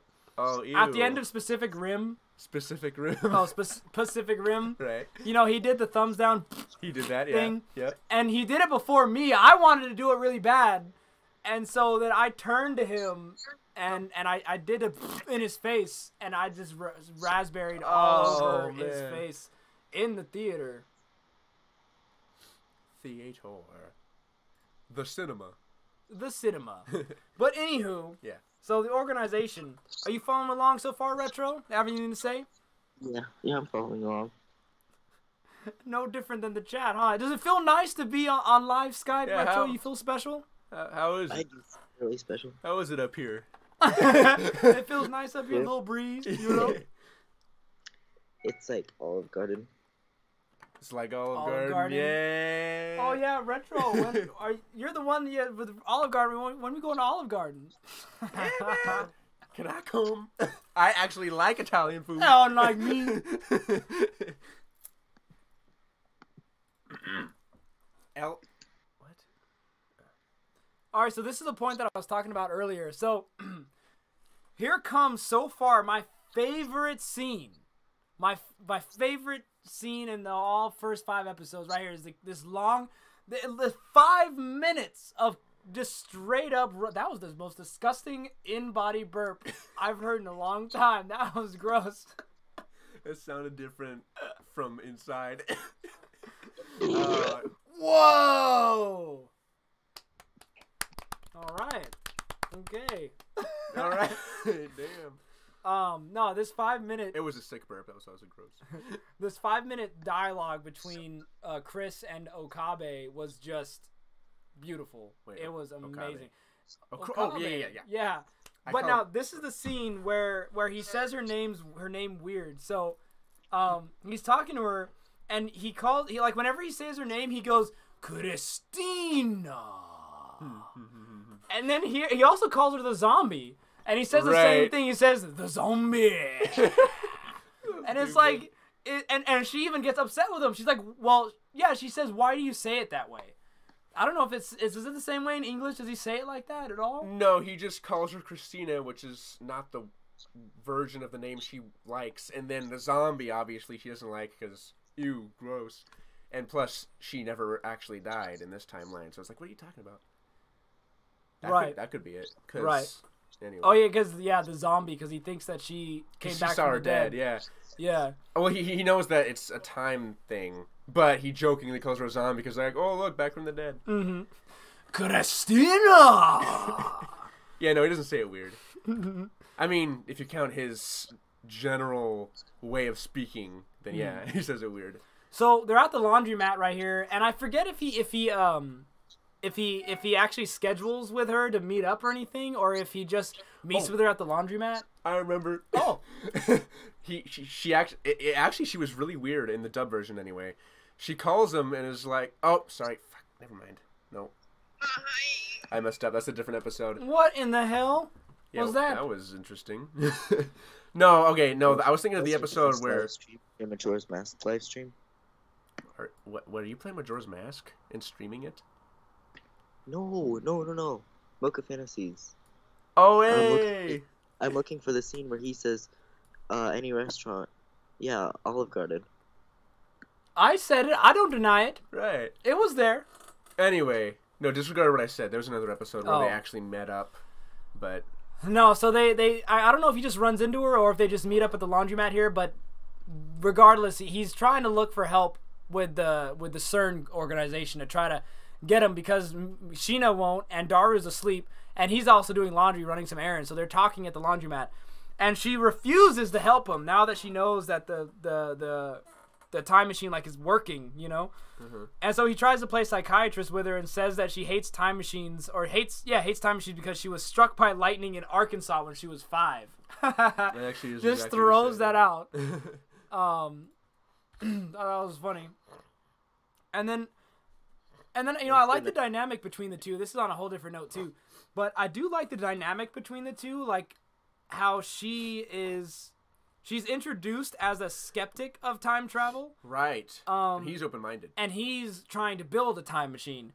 And so, because imagine if he just met her and she also was like into time machines, there would be in this story there'd be no conflict, there'd be nothing to really worry about. But since they have a conflict here, she's trying to discredit the time machine while he's trying to build one.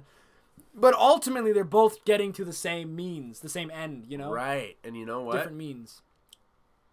Right, and you know what? I think her like past with her dad, and obviously she's spiteful towards the idea of time travel, since her dad was so enveloped by it that apparently he left. So that's probably why she's going around preaching, "Oh, there's no such thing." You know, kind of like an atheist who hates God. Oh yeah, Russell, we're on episode 4. Minute 10 minutes in. Oh, and by the way, David, when we talked about your mic levels, make sure that when you're talking, your mic level's hitting the yellow. It's got to get up in there. If it's not in yellow, you gotta be louder. I gotta yell. Oh, if it's not yellow. Salmon, what? Salmon's pink, stupid. What? Wait, no, I've seen yellow. I hope you didn't eat it. Well, I think it's a Russell. Russell. Retro, anything? Yellow salmon, right? Oh, I love salmon. Is there a... He's just gone. is there Retro is out to lunch right now. Is like James. Is there but a... less funny. Didn't get it from me? Is it were you saying there is a yellow salmon? There is a yellow salmon. Yeah, I thought so. I think it's just a type of salmon that's yellow. I don't believe either of you. Oh, look, he's screen sharing us. My throat. Oh, my God. Oh. Do we need Kleenex? I couldn't even get my voice out. I was trying to talk through the cough. Oh, man. And I couldn't even get my voice out. Yucky. Wait, let's open that up. That's squash. What the fuck? Dude, Retro is like he's like our tech guy in the background giving us the information. Guy in the chair. The guy in the chair. Yeah. Why are you looking up squash? Where are we on? The question of the stream. Why are you looking up squash? But yeah, so I like... No, it's just yellow, anything yellow. So from minutes, might be spelled like Samurai. 8 minutes all the way to 12 is just nothing. No, Lee. No. No means no. He likes to rough it. Like the good old pioneer days man. before we had any No, of those. I have been taking cough medicine. You sawing up some wood? What the fuck? You fapping right now? If that's his dick.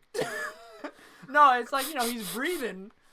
Oh, Oh, I thought it sounded like he was sawing some wood. Well. No comment. But yeah, this whole dialogue, 5 whole minutes. Hardly any music, maybe just some, some ambient stuff. No cutting of the scenes, no skipping, just straight up dialogue. Oh god, I want to play Ocarina of Time so bad. Retro is he's screenshotting us, me playing Ocarina of Time. Oh, this is Majora's Mask. Dude, you played both games and you don't know which one's which. Hey man, Ocarina of Time and Majora's Mask runs off the same engine. They look exactly the same. You can shut the F up. Yeah, there's almost no way to tell. But and they came out like a year apart from each other. But anyway, there's 5 minutes of just nothing but straight up dialogue. No action, no fighting, just a joke here, a joke there, but some seriousness and talking about the story. But what it did is it talked about the story, but it also was able to just build character. And it built their relationship a lot tighter, and I really liked it. Talking about characters, man, it was simply beautiful. It was beautiful. Oh, I love. Okay, so I don't know if the sub had this, but it had the scene obviously, but the dialogue was great in the dub version. Remember when she he was trying to make an epic exit, and then leave, finishing statement and then leave, and then she pulls him back or something. He's like, he grabs her by the shoulder. No, she grabs him first, or stops him, or something. And he's like, damn it, that was the perfect send-off. Oh, right, right. And then he does it to her to get back at her. He was like, I believe how they say it on the streets. Payback's a bitch. So that was fun. All right, that's good. Yeah. So at this point, we try to go. We head over to the Nan Yan bar or whatever. Oh, the Maid I Cafe. think this is the same place, the Maid Cafe. They're just having a night thing with a board game. Oh man, I need to work on Wander. We need to play that game, dude. Seriously. I just got to redo all the space level and stuff and space. It's just hard. Space. Anyway, so. Oh yeah, when plan explodes. Oh, okay. So he's about to play the game with her, and he says, "When my plan explodes, you may not survive." Right. Like, it's like board game. Right. He's like acting like there's death, life and death. Right, and he calls himself like Kaboom or something. I don't remember that. Oh. Yeah, it coincides with his strategy, which was basically not a literal. What's the opposite of literal? Metaphorical. Metaphorically, he was like a suicide bomber. So he was like, I've got a plan Kaboom or something. But I mean that. Oh, in Japanese it was G-back. G-back. The hell? Wait, I guess that's how they say Kaboom. Yeah, no, because it was G-B-A-C-K, but he pronounced it like Jirabaku. I guess that's how they say. Jirabaku. I guess that's how they say. In Japan. That's so weird. Yeah, like dude. Opposite of what word? Literal. Oh. Metaphorical is pretty close to the opposite. Yeah, that's what I was going for. Theoretical, you know. Mm-hmm.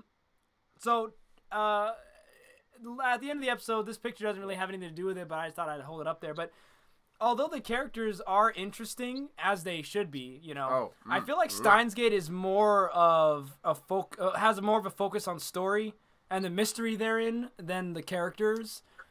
Because as the characters are good, it's just I don't feel like I'm not too invested with the characters. Really? More invested with the story and the theory and the phenomenon of time travel and just trying to piece everything together like a puzzle.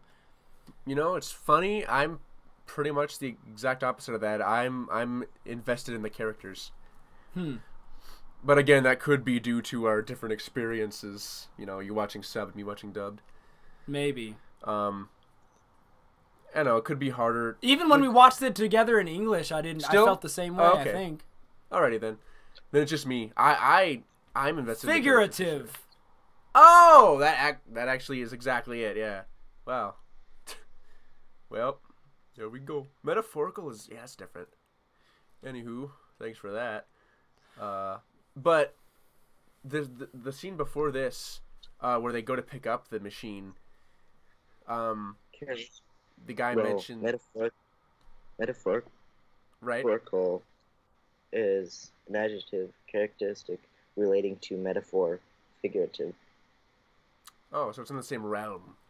It's up there. Okay. It's pretty close. You were saying? Yeah. So before this, when they go to pick up the machine, the guy says somebody dropped it out. No, he was saying something like well, I guess it's actually happening, huh? Or something like that. And he's like, what are you talking about? Okari is like, what do you mean? And the guy who's watching over the shrine tells him that somebody had dropped off that machine and said somebody's going to need it someday. He's going to come out of nowhere and just ask for it. So hold on to it. So I guess it's not too interesting. I mean, it makes sense. It's probably him from the future or something. I don't know. But, no, yeah, I just... Like, as far as the character development goes, like, I feel like the only character development we really had was that last 5 minutes that I was talking about. I feel like there's no, like... there was that time when he was eating the ramen or whatever. And he took her thing. And he took her food. Like it's gone. On the roof. There was that, but I just feel like the characters they don't spend a lot of time with the characters. Really? The characters are there, in my opinion, to advance the plot. Because that's all they seem to be doing is every scene, it's let's do this experiment. Let's go grab this PC. Give me that food, you know, like, and it's just the characters talk in a way to move to the next scene. And maybe you're right that the dialogue exactly is different. why it's subs.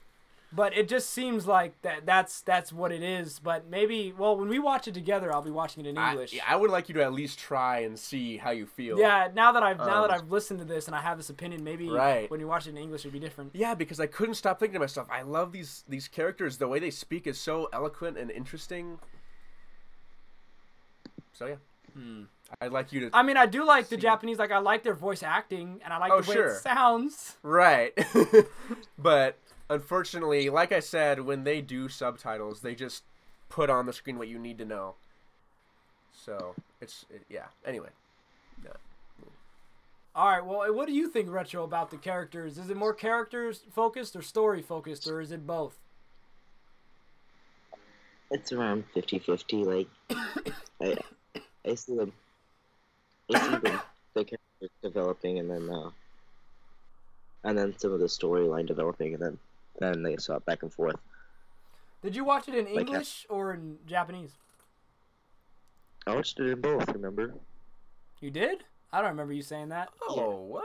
No, because at the beginning, I said I watched it, but I watched it once because I was cleaning, and then I watched it again while eating. Oh, I didn't know that. You subbed. What do you think of the difference between subbed and dubbed? Well, I was watching for the picture on the dubbed and listening. Listening and not half watching the dubbed and then listening and then watching the subbed, or watching the words. So. No, I get what you're saying. What the fuck did he just say? No, I get what you're saying. There was not a single moment where you said anything intelligible. How's that meme go? Yeah, no, it was I can't remember it either. It's one of the Adam Sandler films. Yeah. At no point during that line of nonsense was anything remotely eligible. I'm not doing it right either, but it sounded closer than mine. I'm sorry, Retro. I couldn't follow you at all, man. No. So you were watching the dubbed so that you could enjoy the image, the art. Yeah. And then you watched the subtitles. Why? To read it because I was cleaning and I couldn't hear and watch at the same time. But you can read and clean at the same time? But that's what he was doing. Yeah. I'd find that way more difficult. I think you would watch the dub so that you can listen while you clean. Yeah, it's hard for me at least to read and then focus on anything else happening around me. Oh, that's because you're stupid. Yeah, that is true. I mean, I'm very bad at splitting my attention, especially when it comes to reading for some reason. Like when I read, just everything else just blocks out everything else I hate happening. reading. Yeah, it's a little tedious. You know what's dumb about my school? What? I have pro time, reading, science, and on some days we have choice read. So pro time reading, then reading again, then lunch, and then some days it's reread in the next period, and then it's math, and then it's then I have to read the homework, and then I have to do social studies, which sometimes we have to read for a choice read, and then sometimes we have to read for the 10 things. So I'm reading all day. Damn. And it sucks. That's school. That's school for you. I always avoided reading. I was so good at school, I didn't have loopholes. to read. You find your loopholes? For the most part. I never had to do homework because I always did it in the class. You did do that, yeah. I would do it in class, and then I never had homework. Yeah, he was the smart kid. Yeah, because you were playing Resident Evil in your laptop. Yeah, man, because I'd finish my... Because they give you those extra days where you could just work on your homework, but I was I already did it, and so I would just play Resident Evil in class. So, yeah. All right, Retro, do you have any last-minute things to say? We finished that one episode for you. We're going to have to let you go after this so that we can get through episode 5 and finish up the stream. Any last-minute things? Fuck off. Fuck off? Hey. Wow, fuck you, bitch. Fact you, and that's actually a compliment in our lingo. In our lingo. Fact you.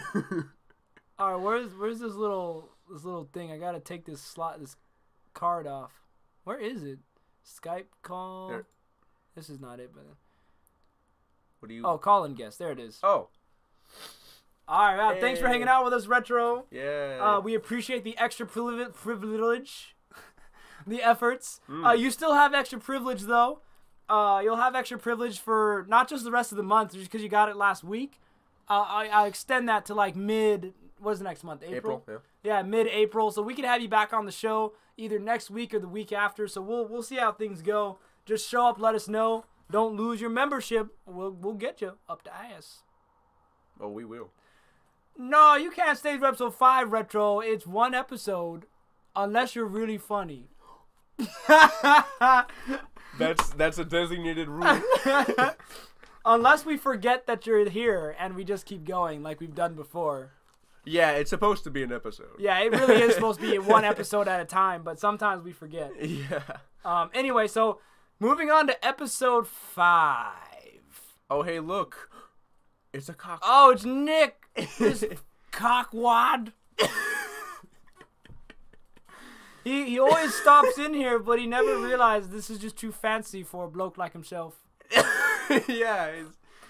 So 1 minute and 20. Hey, look at what YouTube's letting him say, man. Suck on old Niggy's big fat cock. Oh man. Look at what Hey, they let him get Retro. away with. Fart stories. We are far too Eloquent. professional and eloquent to have any such nonsense on this channel. Okay. Clearly. This is a quality Show. podcast. Yeah. You smell that pasta? That's good. That's some fettuccine right there. Good thing I'm sick. All right, so episode 5. First emotions is that it's a new start. You're launching a new thing, a new beginning, and we're Oh, did you tell him the new one? F-tard, but you told him the new one? penis. F-hole. Oh, F-hole. Oh, that's James's thing though. No, that was my thing. Your thing. When did we say F-hole? Well, we were playing Smash Bros. No, we were playing Nintendo Land, and we were all against Alex, right? So it's like, you F-hole, and he was like, you call me a vagina? And then now he says it all the time, but he F-hole. spells it with a W. F-hole.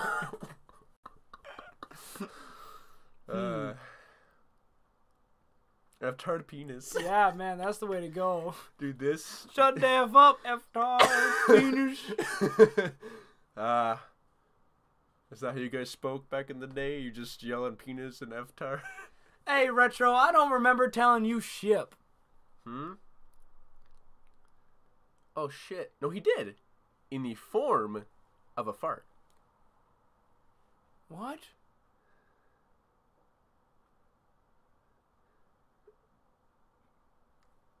Whoa. I don't know why this making me laugh so much. Nick, damn. I don't know why. Wait, if I don't start inviting you over, Nick, what are you talking about, Nick? I've invited you over here so many times. You don't want to come. You don't like it. I think he means like on the stream, like maybe not actually physically come here. Oh, Nick, you mean on the stream? You're always welcome on the stream, Nick. Yeah, yo. You always are. He's perma-privileged. Perma-privileged, man. He's always Dude, been. Nick, if you want on the stream right now, you can get up on here, man. You just give me your Skype. We're going to have a good time, man. I don't think I even have Nick's Skype. Is he even on Skype? Yeah, he's on Skype. What did we do? I have a Nick Mitchell on here. What did we do to get him on that one test run episode of Be Gotta HK where we actually had him on? Remember that? Yeah, I know we had him on, and we messed up really bad with the lines, the chords, the listening and hearing. The reason why it was so bad was because we had to both be watching that same anime, and we had to be able to record each of our voices and have everything like go and work, and it just didn't work. Yeah, it was maybe I just mixed the lines wrong and I just didn't know what I was doing, but it just didn't work very well. But with these new podcasts, it's as easy as because we don't have to worry about. Well, I don't know why it's easier this time. Well, because he has to watch it on his end, and then we have to watch it Oh, on that our was the end. problem. And it wasn't perfectly synced. It's like, because the audio was coming through of his anime too. It was just that's weird. what happened. Yeah. How does one get a perma privilege, Lee? I'll tell you, Lee. You gotta be Nick. Yes, you gotta be Nick. You gotta be the legend. The legend. The legendary Nick. Nick. Perma privilege is a legendary seal of approval. Yeah. It's exactly what it is. You have to have created the Bupe voice. Now that's not an accomplishment quickly overlooked. Yes. That's something that goes way back, man. We wouldn't have it today. We'd be talking like wouldn't be stupid ass here. normal people. The evolution of the you. I remember your story and Did I show you? Wasn't there a video of that before? No, there wasn't. No, but you told me the story and the evolution, and at one point during its evolution, it was just It turned into like growling, like yeah, monkey. It wasn't even human. Oh, jeez. So episode 5. So Amane is ready to kick booty. I mean, shit's going down. She sees Chris. By the way, this is the scene with that weird transition where it like yes, yeah, I remember. But again, for me, it looked like it was just a quick cut to. So just for the fun of it, I wanted to take a look. Yeah. All right. Anyway. But yeah, so Amane sees Chris. And she's like ready to beat her down. Yeah, and then for some reason she puts it down. I think it's because the shop owner comes out and is like, "Hey, I need your help." Yeah. Doing this. But even then, she's really hesitant. Like he comes out and is like, "Hey, get to work," and she's like, looking back at her, looking at him, looking back, and then he has to fucking remind her again, "Hey, get in here." And then she fucking hates Christina. Yeah. She's gonna kill her with a golf club or whatever. Is that what that is? No, Yeah. it's one of those things that you do to pull down the racks. Is it? Pull down the gate or whatever. Oh. Okay, I wouldn't have known that. Yeah, well, I mean, she used it in the shot prior to pull down the gate. Gotcha. But no, this next shot is perfect, dude. Chris was like, "Why is she staring at me?" And Okabe is like, "Because you look like a thug." At least in the subtitles. Is what he said. I forgot what the dub said. Because I don't know what the dub said, but that was really funny to me. Because you look like a thug. Strict and to the point. And then Amane walks into the TV shop and like looks down like she failed somebody. Like she didn't do her job. Like she just let someone down. Maybe her dad or something. Maybe. So it's all a charade.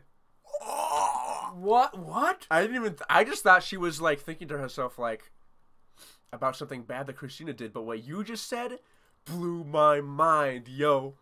Alright, what if she was sent here from the future to assassinate Christina? What if she's a time-traveling assassin? That's what I've been thinking. Oh. What? Well? Yes! Yeah. I indubitably agree with that.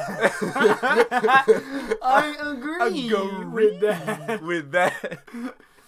Retro, the next episodes are 6 through 10. It's always 5 at a time. No, but yeah, I always thought that she went back in time to... Oh, well, you know what? Maybe I didn't think that she went back in time to assassinate Chris specifically, but I do know that she came back in time as a soldier, which I think is what you thought. Oh, but the assassination is the new part. Right. I thought. Okay, yeah, I'm with you. That is new. That's a new thought, I think. I'm thinking maybe that's her reason for being here, and that because as soon as you brought up the whole failure, I was like, because I thought that she came back in time to do something, but Chris looked like somebody she had to kill, or she saw that Chris was somebody that she needed to kill, but maybe it's more specific, it's more directed, that it's exactly Chris that she wants. Well, it definitely is Chris that she doesn't like, because later her and Okari talk. Oh, yeah, because she hasn't done anything yet. Yeah, exactly, which is why it's even more reaffirming my theory of, she was sent here to kill her. That's a good idea. I like that. So we're going to move with that for a while, see what that turns into. And then Dennis comes up, no, it doesn't. Oh, yeah, and then he's like, no, it's not. She's not an assassin. Ruins the whole... no, we're teasing. But then I also put in my notes, too, that since we've established that there's split world lines, it really could be anything. Because Chris could never have done anything, but in another world line, she did. So now she comes into this world line to come kill her. Yeah, you know what's funny? You know what's funny? Well, what would even be the point of going and like stopping something bad from happening if it's just gonna make a duplicate reality? That one's gonna stay fucked. Yeah. I mean, see, that's another thing that upsets me about this whole idea of split world lines is because when you do something, it's like you really didn't do anything because the world that you went. Oh, okay, I'm about to go off right now. Because in the timeline that you went back in time from. It's not gonna change. When you do a change, that one is always gonna stay, and you're just gonna make a second timeline, which could go wrong too. And you just made a whole nother set of people that are gonna suffer.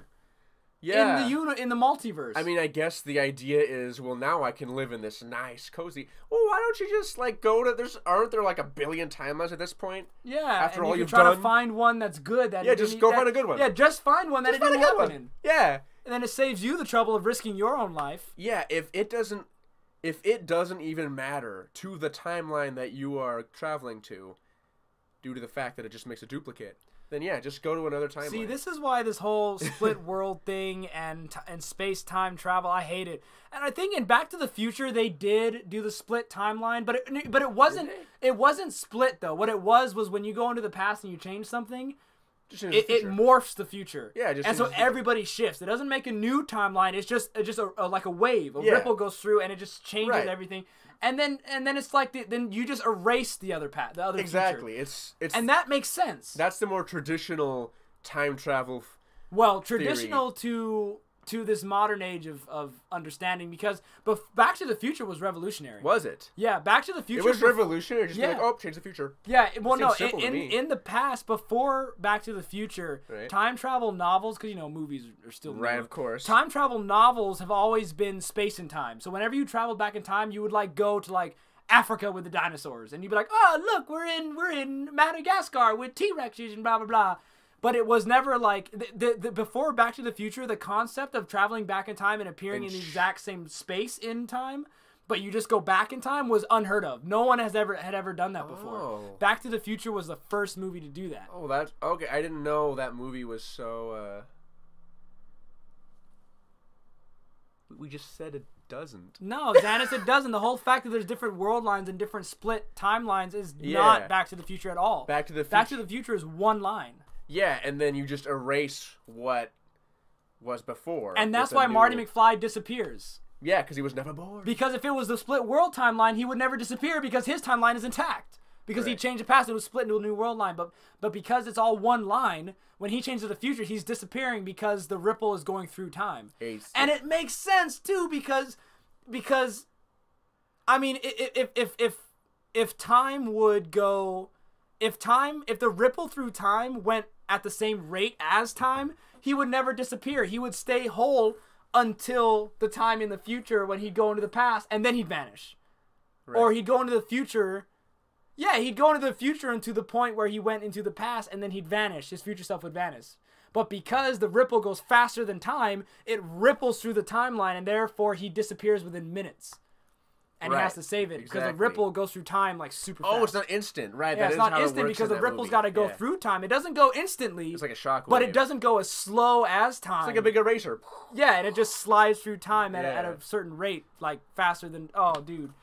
Woo! Time travel is fun when you make it simple. See, Back to the Future made time travel simple. Before it was very complicated. Yeah, you know what? Confusing. Yeah, you know what? You're right. What that movie did is it made the whole time travel idea accessible to people who just want to go and see a movie and don't want to have to think complex theories.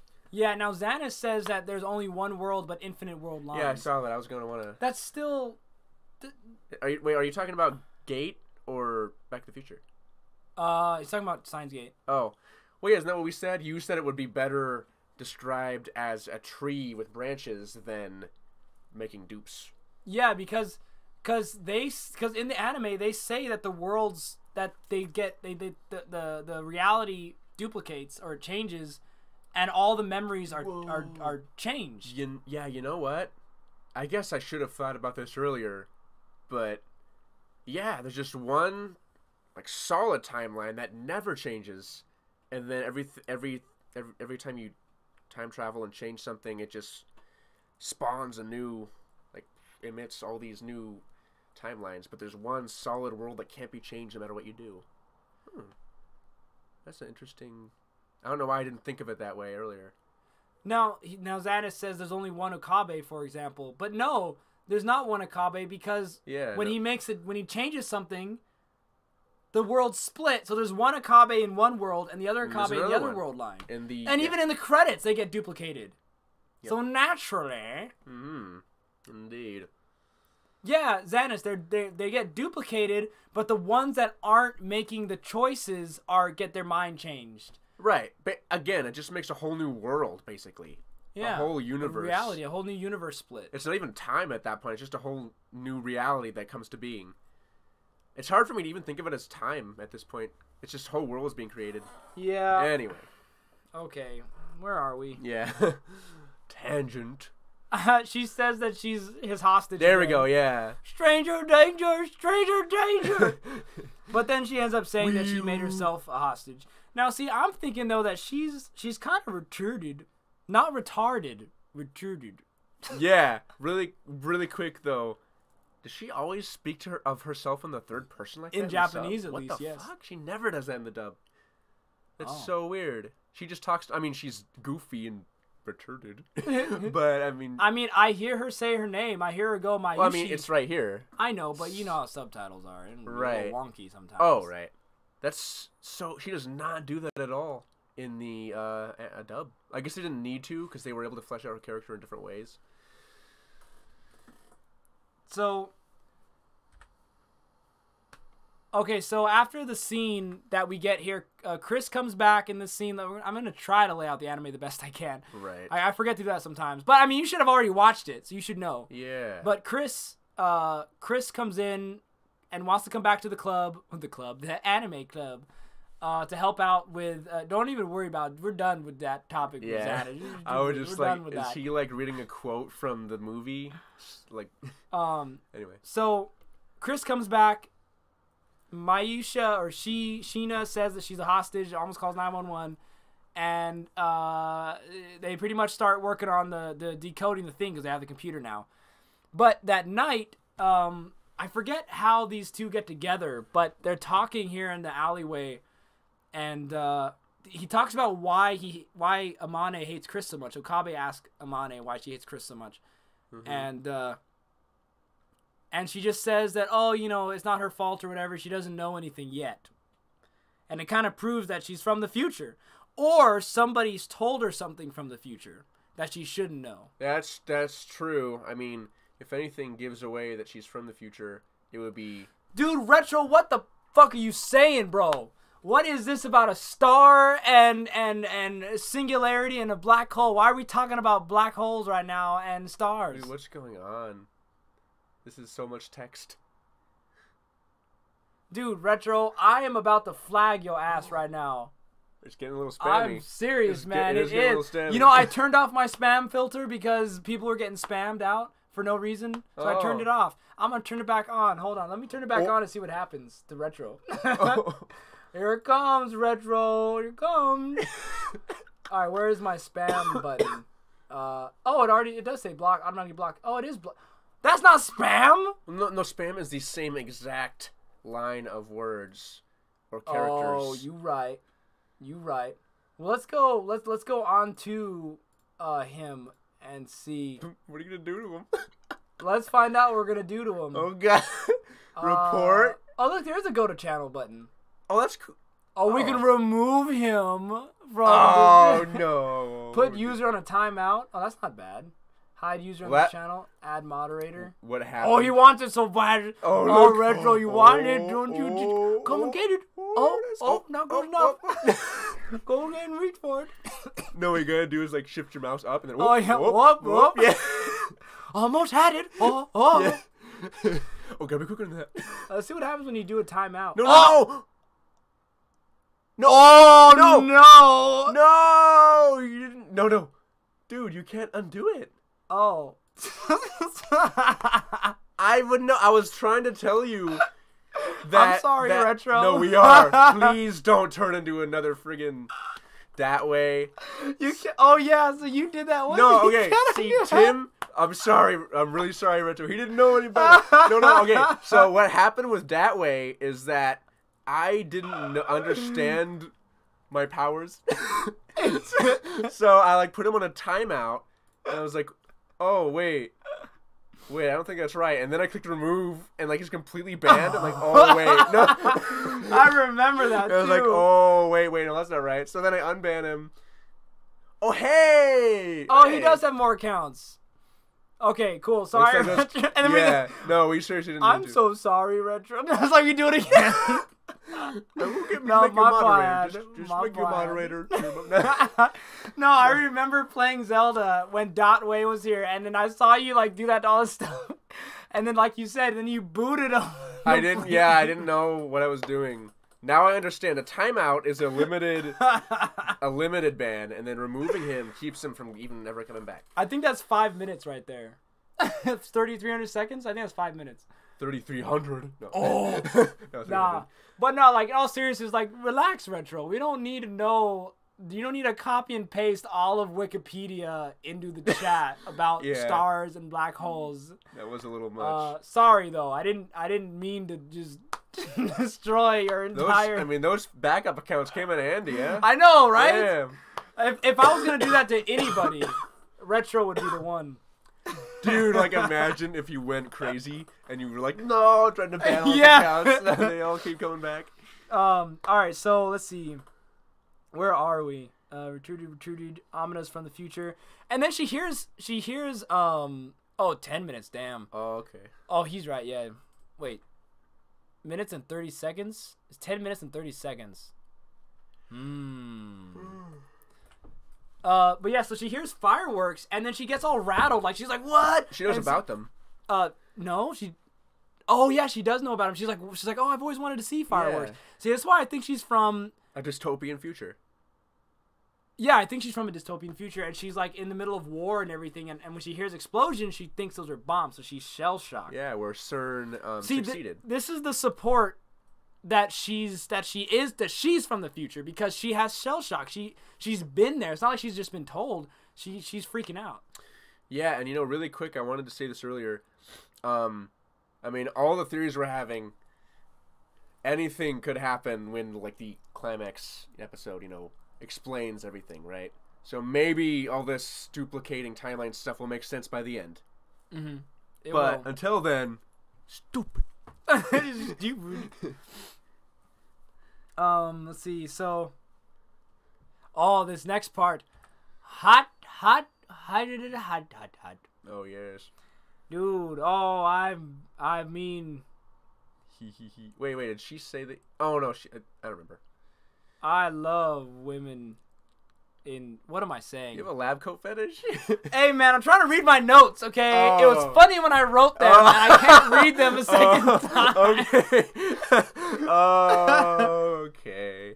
Well, didn't you get the scene where her leg... She's, like, putting her leg out? And you can see her booty shorts? Well, I don't know. Yeah! Oh, yeah, yes! I love her shiny... Look at that, dude. Oh, now I understand my notes now. Let me. Oh, now you do. let me hit this right, okay? Okay. Wait, hold on. What was the next frame here? Okay.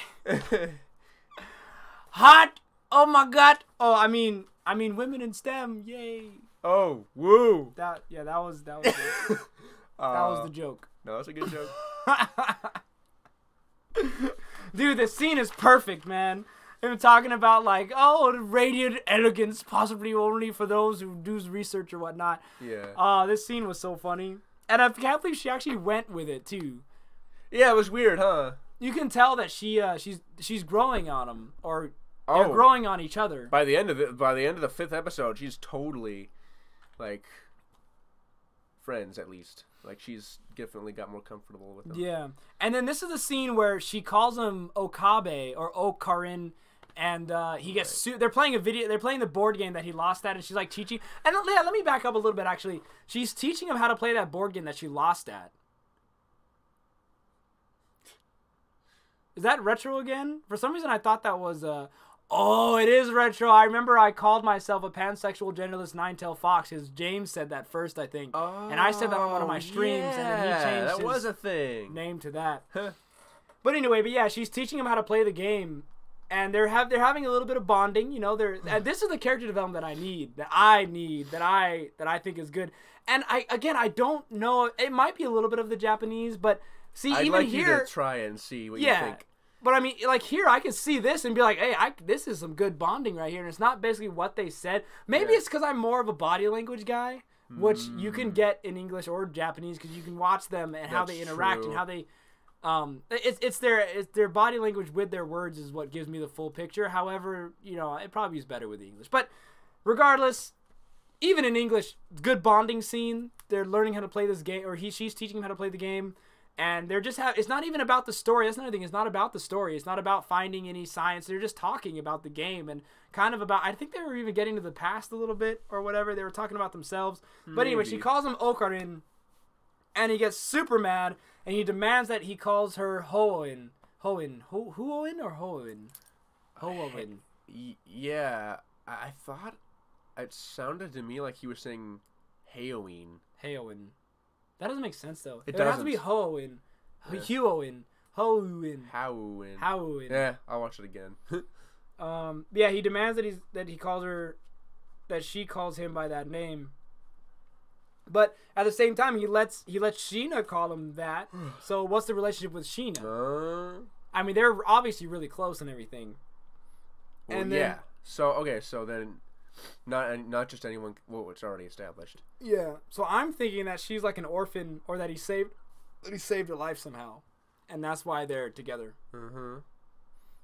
And then, any speculation on why you think that outburst upset her so much? I mean, like, he's yelled before. Oh, I actually do. I actually do have notes on this. Oh, wait, really quick. That reminded me. I can't believe you didn't mention.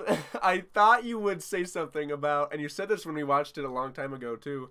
As soon as Mayuri walks in, and Christina's like being totally cold to the guys, and then Mayuri walks in. Oh, hey. Oh yeah. Like another girl. Yeah, that girls in-group stick together. preference. Yeah. I guess you forgot, but I wrote very, very little notes. But I actually had that in there. And all it was for that part in my notes was women. And then I put like the Lenny face, like women. Yeah, man, you know that, man. In-group preference, you know. Oh, yeah. A woman sees another woman and it's usually like, oh, we're a precious little baby. But that's so patronizing. I would never treat women like that. It's so patronizing to act like they're just little babies and they don't understand. They need to be held and coddled and you go, girl. Dude, fuck that shit, dude. Right. Not only that, she didn't even, she gave her the benefit of the doubt in... It's an unhealthy way of that, you know? Like, you don't just immediately, boom, you're good, because you're a girl like me. Yeah, that's bad. Anyway. So, oh, no, she's scared. Oh, that's too bad. That's too bad. So, he screams at her, and she starts to tear up, and immediately, you're just like, oh my goodness, come here, Mimi. Yeah. Oh, let me do. Want to cheer her up. And then I have a later note right here that I wrote as I was getting the slides for this. I said it seems like Chris has been verbally abused as a child to react to being yelled like that. And so I'm calling it early that she's been verbally abused somehow, or maybe her dad would yell at her or something. I think it's I don't think it's anything too complex. I think it's just a simple daddy issues. Yeah, as women are the more emotional sex. And this would be more in tune with how a woman would do if you screamed at her. But I mean, I don't think an outburst like this would make an average woman cry like that. So there's something more to it. And again, he's been like this since they met, yelling and speaking weird, nonsensical things. Mm-hmm. But wait, really quick. Okay, I don't know what the sub said, but in the dub, Okari was like, Daru, the woman is crying. Why is this? It's weird that he said that. It's like, He has no experience with women or people. I don't know if he said it exactly like that, but yeah, he said that. Something along. Okay. And it was very like confused, like why is she crying?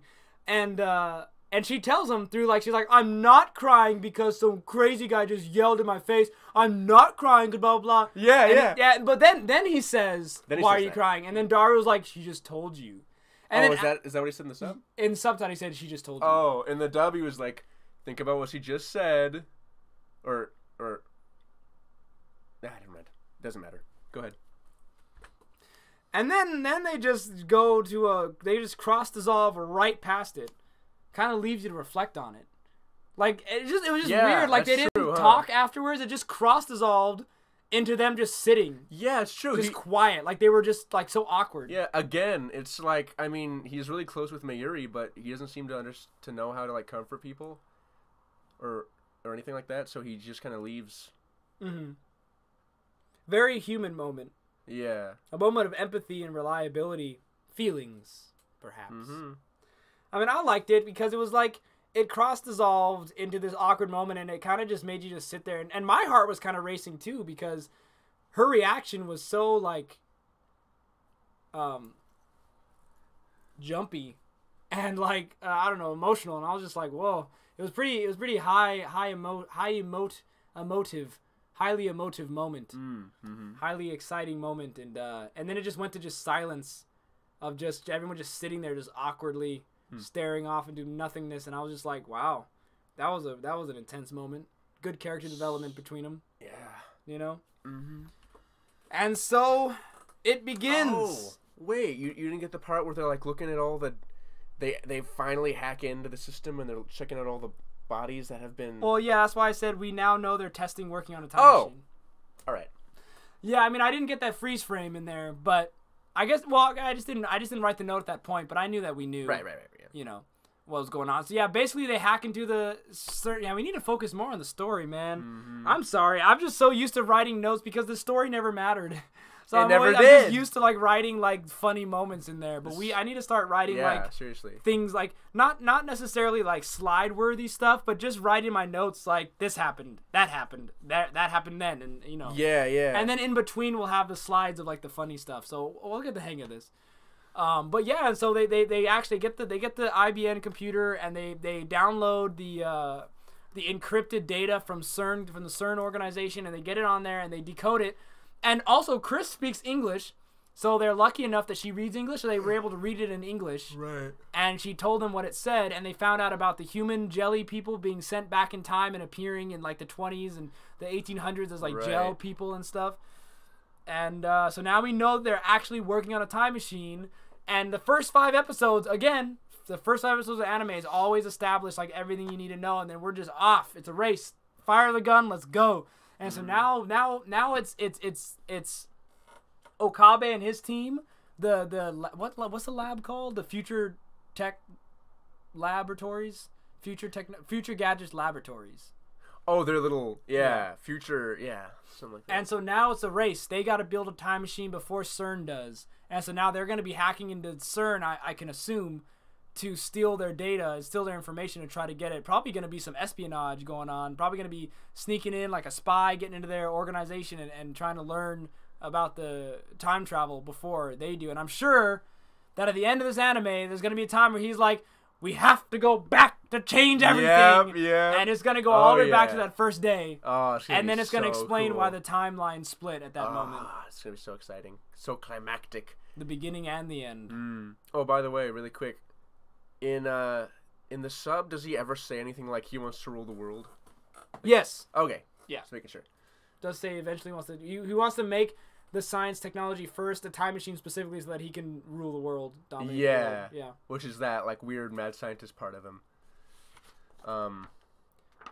While we give our little afterthoughts of these first 5 episodes, I want to open the stream to Q&A. Q&A. If you have any questions about us specifically, about the podcast, about the channel, about anything, feel free to start mentioning it in the comments, and we're going to talk about the anime real quick. Right. I actually had a question. Oh.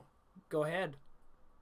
I'm just realizing it's pretty irrelevant. Might as well. Well, it's Q&A, man. Yeah, so apparently Steins Gate was based off of a visual novel game, under the same name. But I just remembered Josh Torres. He has, on the GBA, the Game Boy Advance, he has a game called Time Hollow that is all about, obviously, about time travel. And it's a visual novel. And I was wondering if any of them knew about that game. Oh. Time Hollow. But it was also funny, though, because in that game, if there's this, like, at the beginning of the game, there's, like, 2 options. Like, yeah, I know you or I don't know you. If you choose I know you, the game just ends right there. Huh. Yeah, you can just beat it instantly if you do that. It's funny. Anyway. Retro, you will never be a moderator. I think I said this before. Yeah, I mean, what have you done? There is never, ever going to be a time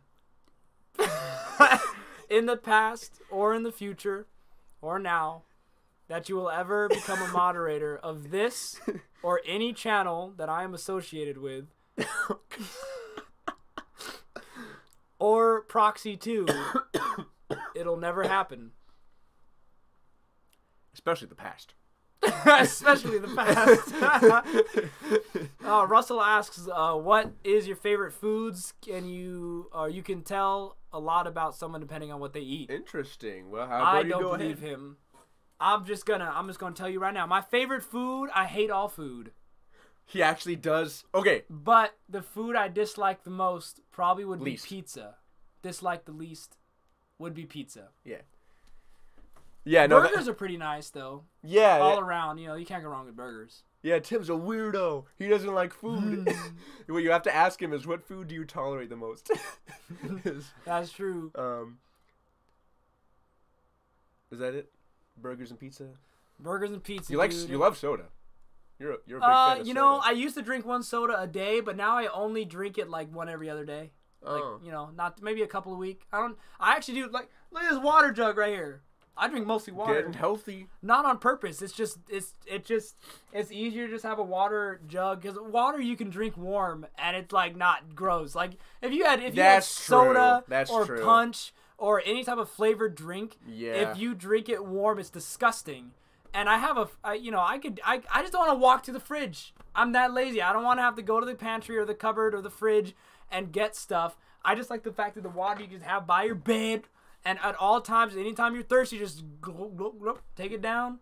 And so water is good like that. But yeah, you mentioned your food? Yeah, my food. I may have said this before actually, but I really dig Italian food. That's my favorite. I can't really. Russell's with you on that. Ooh, nice. Linguine and clam sauce and spaghetti and sausage for my 2 favorite foods. Yeah. I do like clam chowder. That stuff is good. Oh, you know what I could say? It's not really food. I guess it kind of is. It is technically food. Broccoli and cheddar soup in a bread bowl. I actually dig that. That I could do. Hey, what do you know about that? Is something I would take. What about day. Chipotle though? The lettuce. The lettuce. You know what? Okay. Chipotle tacos, man. Oh my god. Yeah. See? The nice flour tortillas with the beans and the lettuce. You get the rice in there and the corn too. A little bit of the sour cream up in there.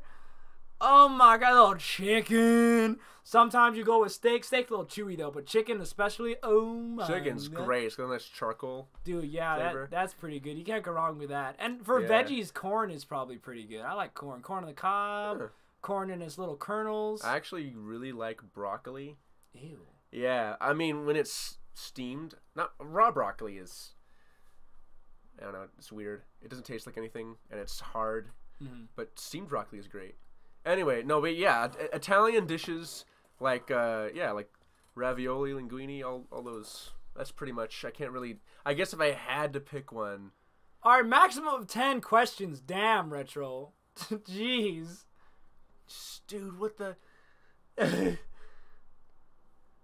All right, ever done that before? Let's try to lightning shoot these questions down seriously. real quick. Well, wait though. Huh? Do we want to hear what he has to say about our personality based on our foods that we like? Oh, wasn't that Russell that asked that? Yeah. Yeah, Russell, say what our personalities. Yeah, what are we, man? All right, Retro. Do you think I'm gonna watch all episodes of Steins Gate before next week? I wouldn't count on it. What's your favorite anime? Ergo Proxy and Death Note. Death Note, then Ergo Proxy. And Psychopaths is up there. Yeah, I guess I'll say a good proxy for now. Fairy Tail too. No, And- Naruto. For favorite hentai, I can never remember the names because I just don't I don't know. I don't watch for the series. I just click on what looks good. What are you talking about, man? Seriously. Look on good art. Yeah, and even then, like, I don't really watch hentai. Gotta be honest with you. I prefer still images if it's gonna be anime. I told you this. What? The movement's not realistic. Dude, I need to show you some hentai after this, man. You haven't been watching the right hentai. The frame rate in hentai doesn't do it for me. All right. So I just might as well just look at a still image. Some of the best art is in hentai. Yeah, anime. I might as well take a screenshot because it's just back and forth, just clipping through, looping this fucking. Like a GIF. It's basically a GIF. Yeah, I could You do like a GIF. GIFs? I could do a GIF, sure. But watching the entire thing, having to skip through all the stupid, boring story elements to get to the good stuff. Hentai, Dude, I don't no, like hentai at all. you don't skip hentais all the way through, bro. There's some story elements, but they satisfy, man. They do 5-minute chunks. I've never really been chunks. Oh, jeez. Nah, man. Dude, there was one hentai that I actually found that I actually really liked. It was like a future sci-fi one. You said that, yeah. And I actually watched it. Story like, you actually legitimately. enjoyed, It was yeah. a good story, and it had some ditties in it. It was nice. Yeah. All right, number 5. Will you suck my long succulent rock hard sausage? No, That's retro. no, of course. Maybe for $1 million. 6. Do you play Roblox? Never heard of it. You don't know what Roblox is? No. It's like Minecraft. It's like all the kids are on there. Yeah. No, I don't. When are you going to play Metroid? For the Samus. Anytime episode. David's willing to come over. I don't care. I don't have a schedule when it comes to that. 8 favorite fruits. Oh, Pineapple. favorite fruits. Pineapple. As you Watermelon. Why will you Yeah. never get mod? Because I don't know you. I haven't talked to you. We're not friends. And you're too young. Rice, chicken, bacon, avocado, and sweet mustard salad. Would you eat it? I guess. agree with that.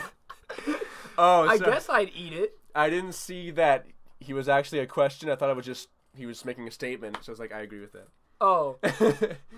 If you only meet, that means you're someone. If you only eat meat, that means you're someone who's getting in fights. If you eat mostly vegetables, that means you're tempted to fight, but it's necessary. Vegetarians don't fight at all. Okay. They're a bunch of pussies. Dude, that's such a cliche that meat eaters are like carnivorous, brainless beasts, and then if you eat vegetables, then you're intelligent. Like, what the fuck? Dude, Russell, show me some citations, please. Citations. If you like Citation vegetables or mainly eat vegetables, it's just because you're trying to be healthy. And you're weak. It's actually not healthy. You need supplements. That's true. You protein, need dude. you need protein. You need some protein. But eat more grain stuff like that. That means you're a calculating person. Grains? Like a lot of bread? Racism! No, racism. Rice. Asians. That's why the Asians are so smart. All they eat is grain. Oh, Zennis, what would I rate Steins Gate so far? So far. I'd rate it a 7.5 out of 10. Maybe 8. Yeah, it's hard for me to. I might bump it to like an 8.5 or 9 once I see all the pieces together. Can I do like a out of 5 rating instead? Okay. It's easier for me. And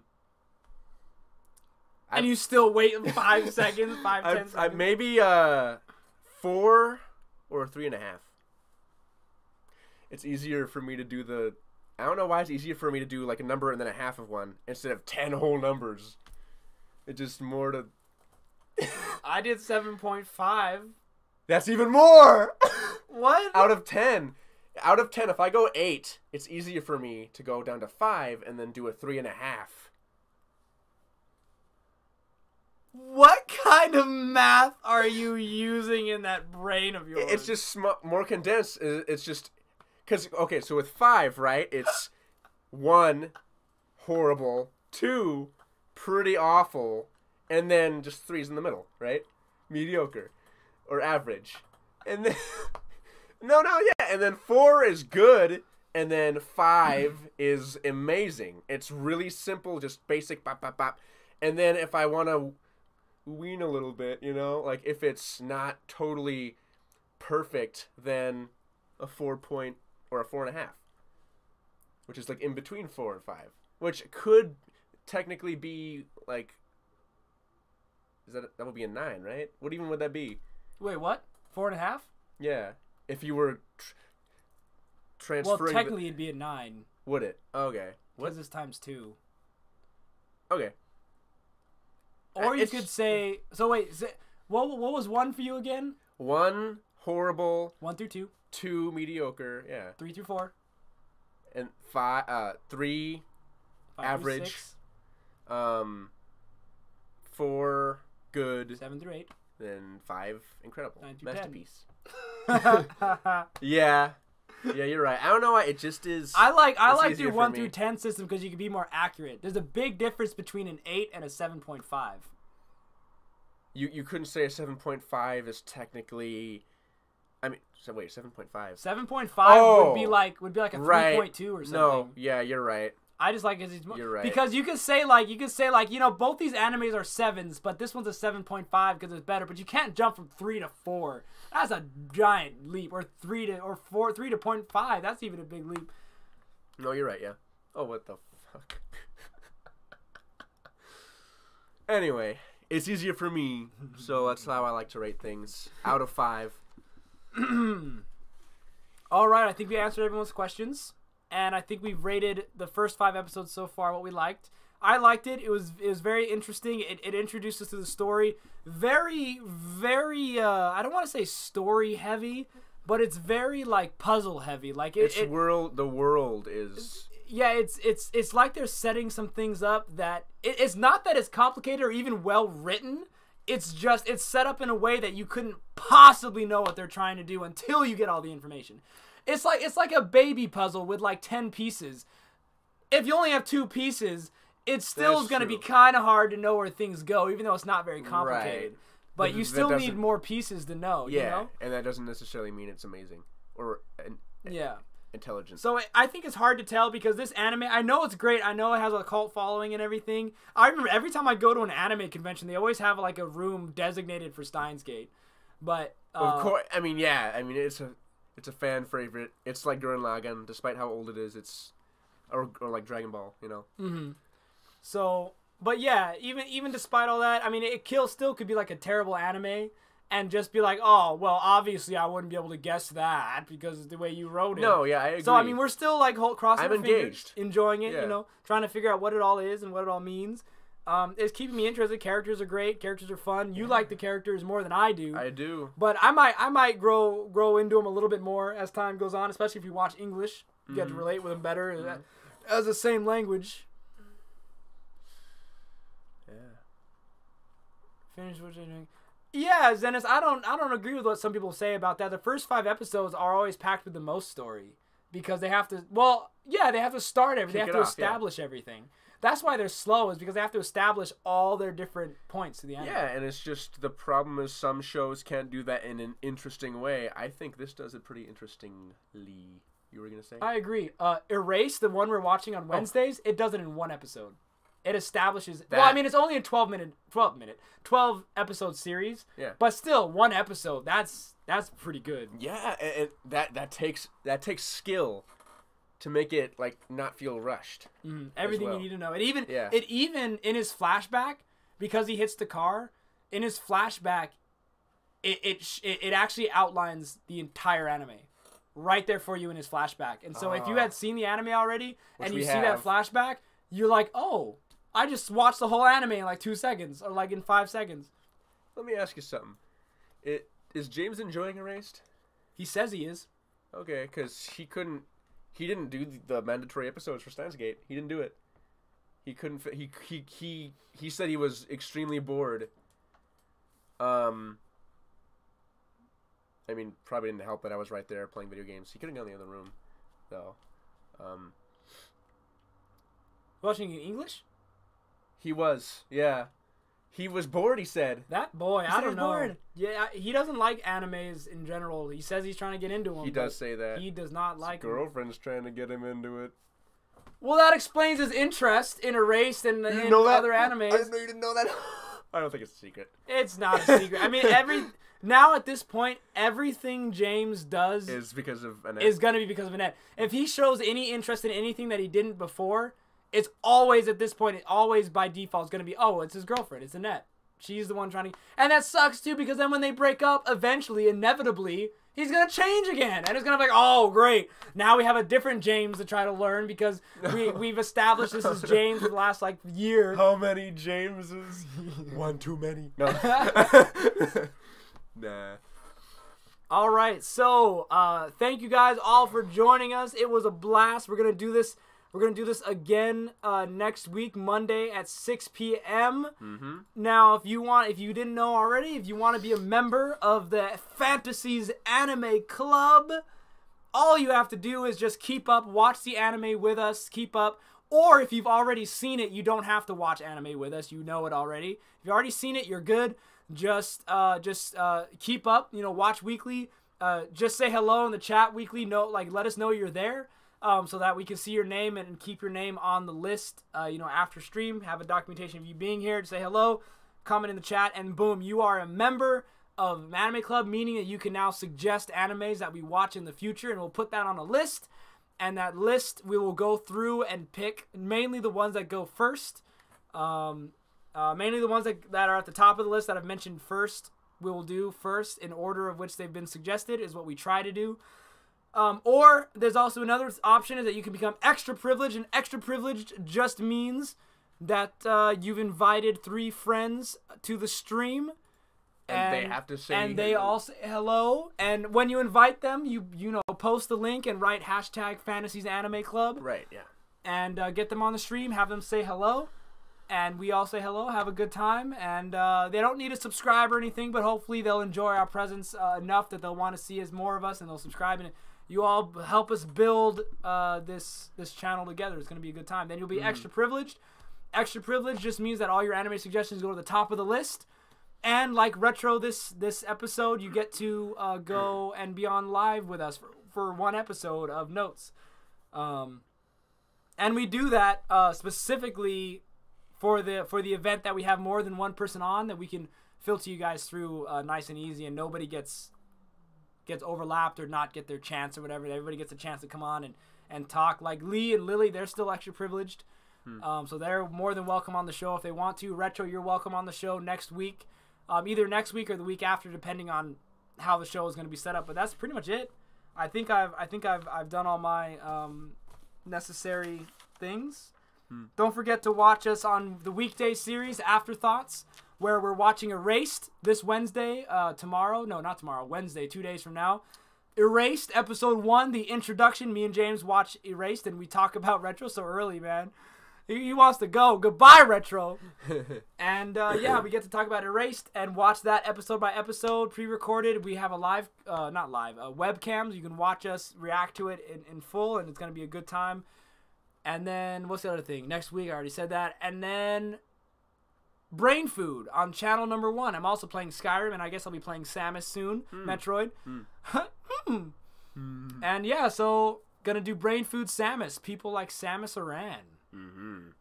It's gonna be fun. I'll tell you about what I'm gonna draw once we end the stream. Alright. Alright, guys. Now, it is time to fack off.